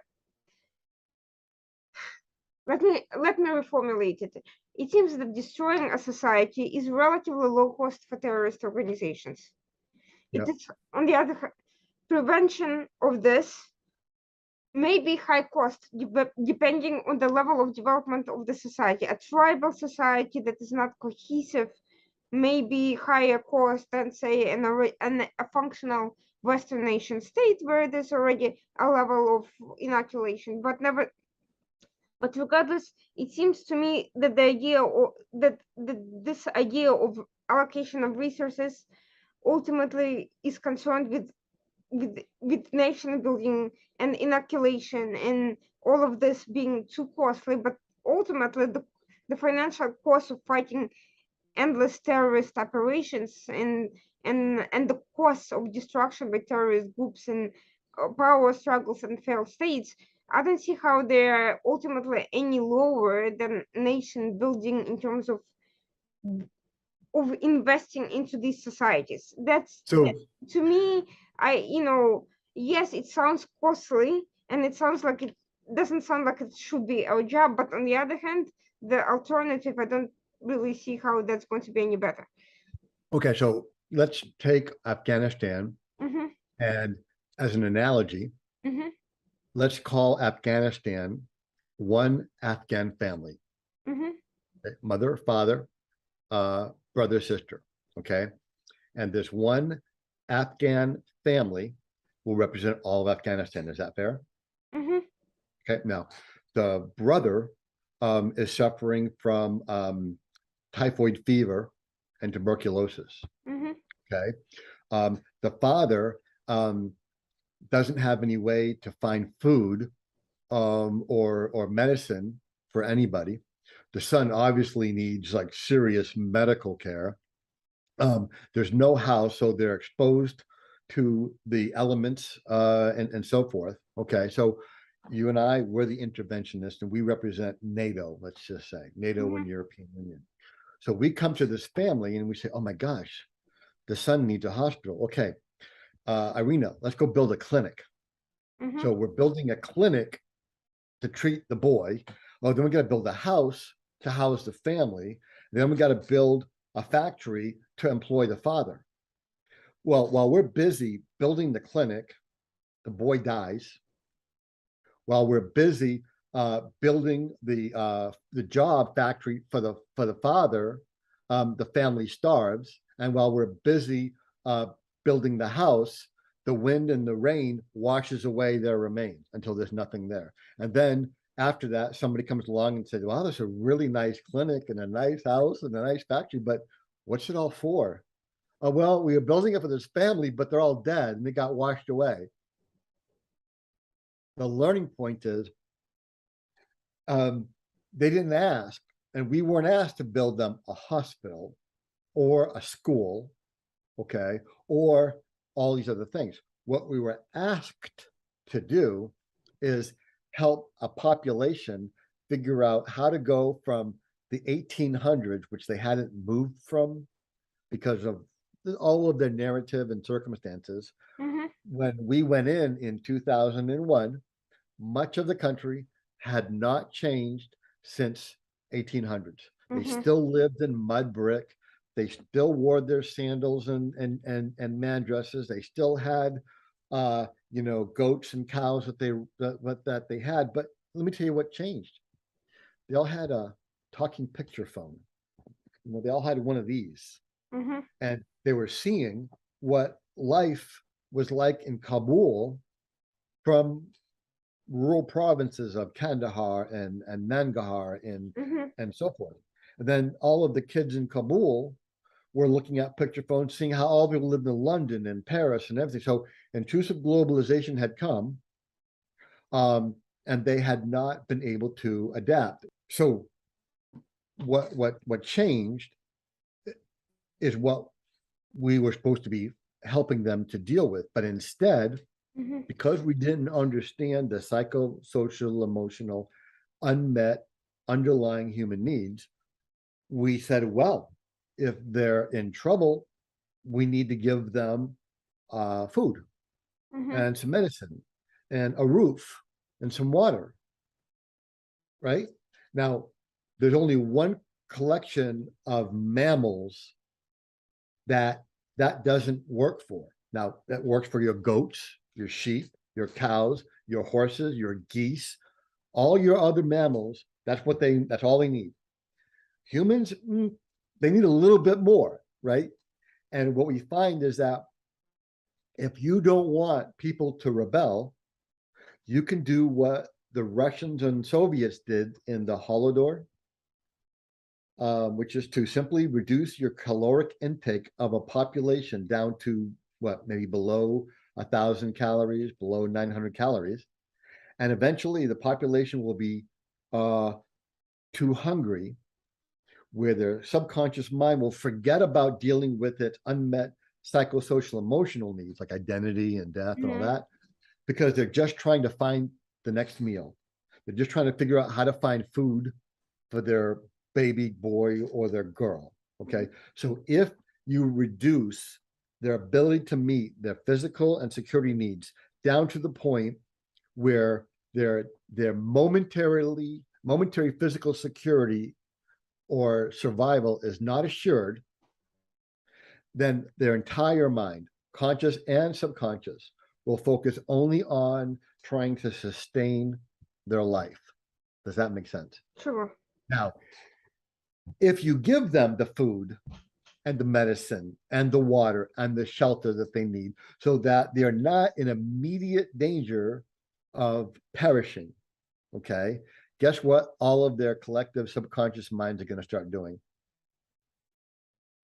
Trying to, you know, complaining about other things that are not bare survival related. Worrying. Yeah. So now the subconscious mind will then say, now, okay, okay, so the danger, the immediate danger's over. We're going to survive. Oh my God, who am I? Why am I surviving? Why am I here? Who has my identity? How is my children? What about my parents, my grandparents, right? So it's sort of like if you're suffocating, you're really not going to be any longer worried about if your kitchen is clean because you're Sure. suffocating. Okay, that's a poor example. I get it, poor analogy, but by reducing the population's capacity to physically survive at all, yeah, the Russians and the Soviets found that's a good way to stop a large population from rebelling. Simply starve them or make their ability to survive moment to moment absolutely in doubt. Okay, so that's how that can work in a very negative way, right? But apparently, the opposite of it requires dealing with with identity questions, which we did not realize we even had to do, much less were prepared to do, which was Right, the right, issue. right. We didn't understand that the subconscious mind will force itself to die if it is threatened with disintegration. That's that. It's not just trauma, it goes beyond trauma. It's where the subconscious mind the software begins to break down. When your subconscious mind can no longer understand how to support its identity as a feminine woman, a business woman, a lawyer, and anything. All of the roles are now being dropped out, and your subconscious mind is somehow being convinced that all of the roles that make up you are collapsing and not sustainable. Okay. Trust me, you won't be here on a podcast. You won't be sitting up in a chair. You won't be all put together because your conscious and subconscious mind will be in the throes of disintegration. Right. Now, the broader your identity is, where I'm not just a woman, I'm not just feminine, I'm a teacher, a doctor, a lawyer, I'm an academic, I'm a mother, I have all these other things. If I kick out one of them, like let's say that fate comes in and you have cancer. I have cancer and I have to have a double mastectomy. So I think I'm no longer attractive. Well, yeah, but I'm still a good lawyer, or I'm still a good teacher. I'm still a good academic. I'm still good at this, and so forth. So the broader based a person's identity is, okay, in their subconscious mind, that gives them pride and purpose and belief in themselves, to be loved, memorialized, and so forth. The more difficult it is to break their mind and have them commit suicide. Make sense? The narrower it is, if it's just one thing where I'm a father, that's all if I'm not a father, I am nothing. You kill my children in front of me, and I'm going to go into a breakdown situation within my subconscious mind that may just end up in horrible trauma or may end up in a disintegrating software. And if you're my handler, if you're a violent extremist groomer, you're going to be helping me understand how great my loss is, how great my grief, pain, guilt, and shame is because I couldn't save my children. And then before I commit suicide, you are going to help me understand who did this to me. And you're going to help me focus my shame and rage on a source that you're selling me did this to me. And the act of me getting back at that source that you've shown me was the responsible party will bring me right before I die some measure of positive self-esteem. It sounds a year after withdrawal from Afghanistan, the country is on the verge of starvation. It's suffering from physical conditions. The Taliban is mismanaging the governance because fighting to get into power is not the same thing as governing while being in power. Right. And the discussions that we're having about all of this are still as if this was, 20 years ago. And it sounds like all the factors that you just mentioned, they still have not been absorbed by by the US population or by the decision makers. Because I don't see any of these issues being even broadly discussed. And it sounds to me that if you were that the reason why we don't know how to deal with either endless wars or preventing wars from beginning is because these simple things, Right. these concepts are not being mainstreamed into the political No. discourse and not being taken into consideration along with the military capabilities of the adversary and the economic conditions and the climate conditions and all these physical factors that Right. Right. that anyone Right. takes into account before Nope. undertaking any sort of action. Nope. Nope. And in my science team and we focus only on frontline men and women who are sent to intervene into violent civilian conflict. Okay. Much like how you might have a training program for police officers who respond to domestic violence True. incident, which of course is one of the worst things a police officer does is intervene into violent domestic disputes. Okay. So our men and women, mostly special operations forces in US, UK, Canada, and NATO, we help them understand how to go into this complex domestic, violent, broken, traumatized community and be able to know what to expect before they're going to get in there, because there's trauma, which is predictable symptoms within the population that can be known in advance, how to act, how to talk to people in a way that causes them to get the effects that they want. So when you're dealing with people in trauma, dealing with them in the wrong way will usually lead to a kinetic event. Police engaging a mental health person, right, the wrong way. How often does that lead to the mental health person being shot? Much of urban populations, capital cities, police forces, when you look at their shooting statistics, a large disproportionate number of police involved shootings involve mental health suspects. It's because they don't have those skills to know how to do them. Now, police forces, they can summon backup.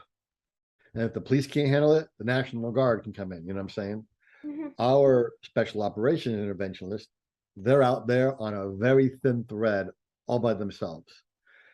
I've been in conditions where I was with a small team in that kind of situation, and it would take 4 days, 5 days for a rescue force to get to me. And I had to be prepared to self-evacuate if the situation warranted it, right? So these kinds of special operations, frontline interventionist men and women, they need to have a cutting edge understanding of how to go in, how to engage, how to influence, how to ameliorate and mitigate the ongoing violent weaponization by malign actors, state and non-state. And we do this in Syria, Mali, Niger, Uganda, everywhere, Central America, South America, Middle East. This is how special operations engages, by having a capacity to go into and descend into this violent space where the civilian population is being weaponized against itself, against others, or against the government, and essentially wrestle them away from their opponent. And it's very hard, very difficult. And the reason why we're barely able to do it enough with the small group, the small collective that we're working with, because it's not like I can teach you once and then you know it, right? Like I teach you how to like take apart, a rifle, and after you do it 5 or 6 times, you know how to do it. You can go on your own. This kind of how to take apart psychologically, sociologically, and emotionally a community so that it can be pulled away from being weaponized through violence, okay, or bad influencing, and then put back together, helping them put themselves back together again, because you can't do it for them. All you can do is help them realize how to put themselves back together again, and how they are going to get out of this target zone that they're being targeted in. Okay. That's the stuff of difficulty. And we focus on teaching bit by bit these first line interventionists. The lesson is there, the science is there, it's open, but to your point, I don't know when and how larger organizations like government are going to actually start taking this in. Do you think there is a room for private support of civilian support networks trained in these skills to support such missions? I don't know.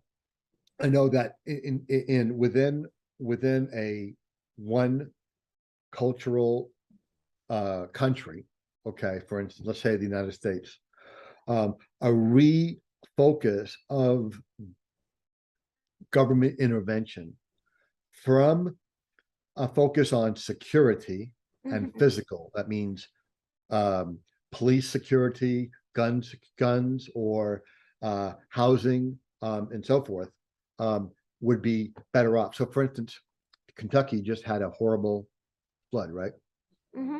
There's people who have lost their jobs. There's people who have lost this. Okay, so FEMA brings in money to help these people, as it should. But the beneficiaries of this help is more often not the traumatized men and women sitting hopelessly in the ruins of their home. The beneficiaries are those companies that are going to manufacture for profit mobile homes or prefab homes or whatever else. Okay. What many of these populations need, okay, is first of all, the 3 R's. We use the 3 R's as a way of guiding intervention for traumatization scenarios. Reality. The first thing that the population that is in a state of trauma has to be told is, hey, just wanted you to know you're in the shit. You're at a flood. It's been a flood of the century. It's affected this many of your friends, family, neighbors, co-state citizens, and so forth. And it is horrible. But the reality is also that we're coming to help. And the reality is that everybody is not going to get help the same as quick and so forth, because there's no way, because there's too many of us now. So by making the people suffering the trauma a part of the solution, okay, works to help ameliorate the alienation, the shame, and the rage. So, for instance, if you're sitting in your house and you got your husband and your kids and so forth and so on, okay, and I'm going to intervene in the right way, okay. Now, I'm not going to give you a bag of cash. You know why? You don't know how anywhere to spend it. Oh, you can't leave the area because it's all underwater. Isn't that right? Okay. So if instead I come with as much boat and other equipment, resources, and tents and food and water, and find the nearest dry land, and then bring as many of you people who you can't leave your little rubble because it's all water around it over there to this dry land. And instead of me sorting you out, instead of me telling you, okay, you go sit down, I'm gonna give you some food, forget about that. Instead, every father and every mother is gonna meet and collectively meet and decide based upon the amount of supplies and material and food, how they are all going to survive in this interim period.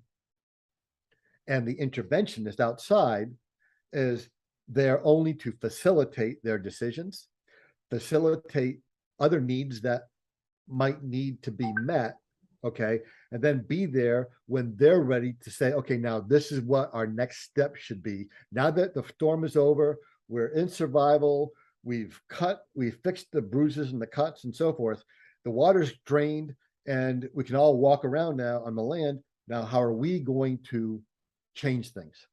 But the key word is how are we, not the interventionist, not the outsider. So the act of the men and women being empowered to actually take control at the earliest possible instance is what causes their subconscious mind to begin rebuilding, repairing, and becoming more resilient to the breakdown. Does that make sense? Sure, of course. That's what's not being done anywhere by pretty much any government, which is why when a bad thing happens to a community and we pour all this money in and you go back 4 years later and it's still depressed, it's still broken, it's still falling down, it's still There's not, no resilience building, there's no grassroots engagement because and we're treating mobilization. the human beings that were traumatized like cows, horses, goats, sheep. Oh, let me rebuild your barn for you to live in. Let me give you, here's water and food, okay? And I've chased away all the wolves.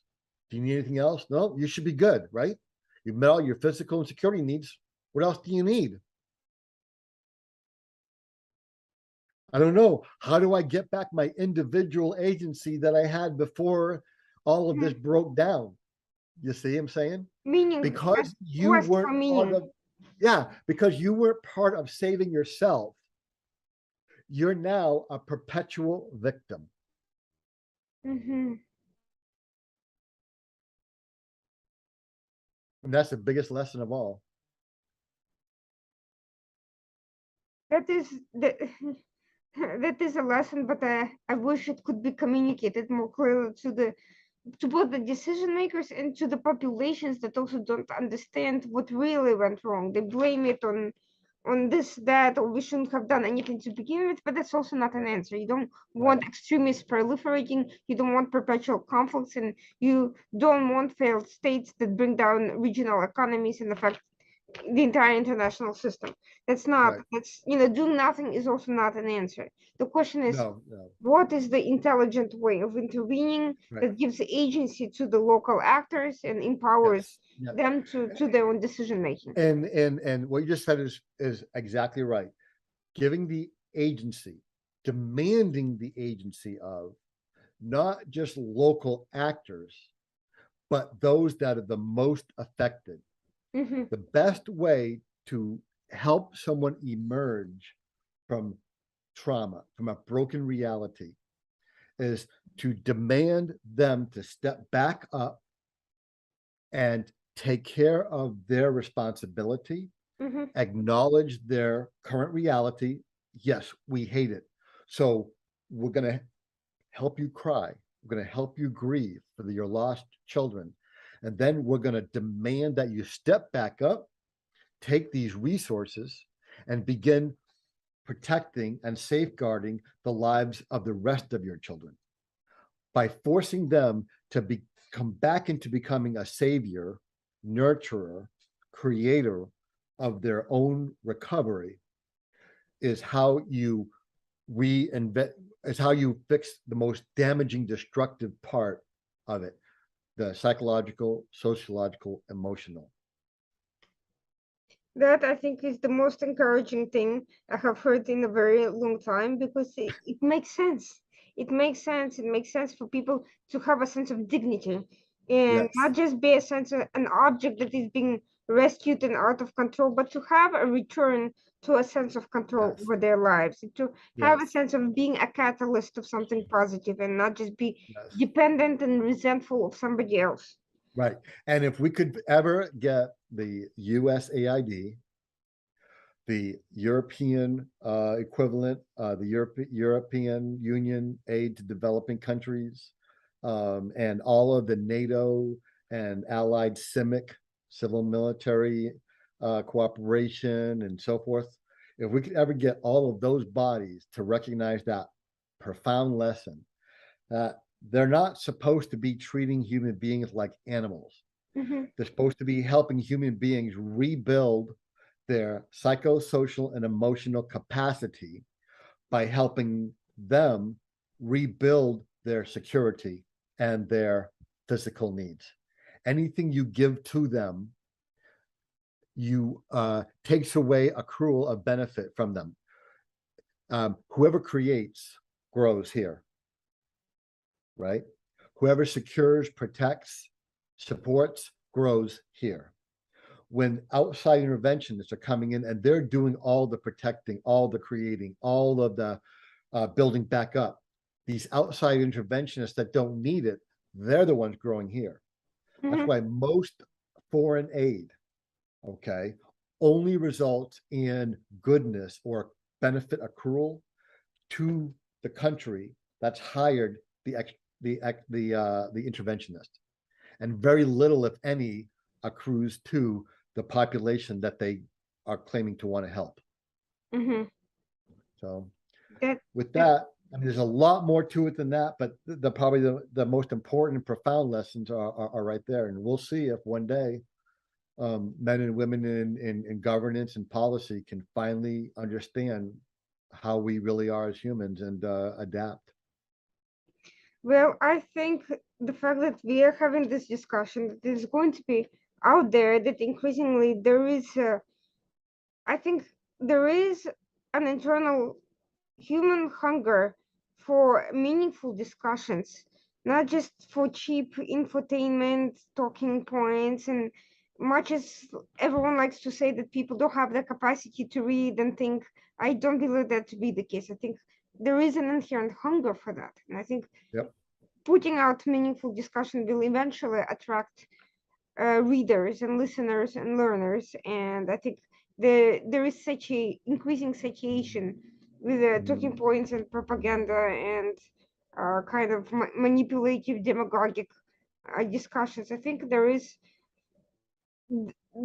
a likelihood that the discerning discussions will change the dynamic, will change the discourse, and will start thinking, get people thinking about a more meaningful way to engage with their own reality. I think.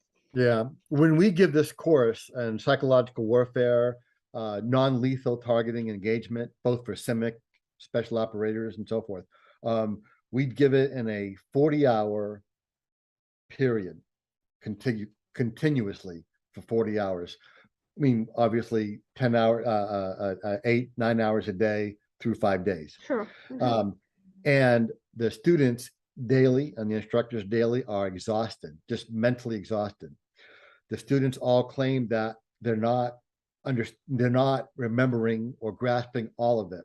Mm-hmm. But then we do the test at the end, which is a virtual reality headset, Mm-hmm.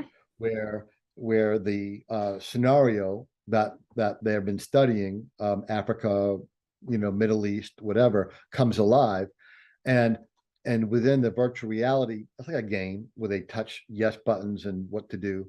They demonstrate an advanced capacity for intuitively knowing what to do and so forth within this game. And then afterwards, we ask them, well, how did you know how to do this? I don't know. All of a sudden, it just seemed right. Oh, they begin to remember bits and pieces of the previous week's 40-hour smash your brain class. Okay. Mm-hmm. So we believe that the mind doesn't only learn in your awake cognitive agency. We believe that 5% of learning is through your cognitive awake mind, and 95% of learning is done through your subconscious mind, with lessons residing there, So we'll see. Thank you so much. This was most fascinating, and because Your experience has been so rich. I am hoping that in the future we can have many more conversations in various formats about all of this. This issue is not only not going to go away, but is likely to become Nope, much more of a priority. much more needed. Yes, you're absolutely right. And Wonderful talking to you. thank you so much for everyone who stayed with us so far. This was Dr. Dr. Christian. We've been discussing psychological warfare, designing psychological warfare, understanding psychological warfare, the role of trauma, and why trauma makes populations vulnerable to psychological operations and manipulation. This was the Washington Outsider Report with Irina Zuckerman. Stay tuned for our next event, Tuesday night, 9 p.m. Thank you. Thanks, Irina. Good night.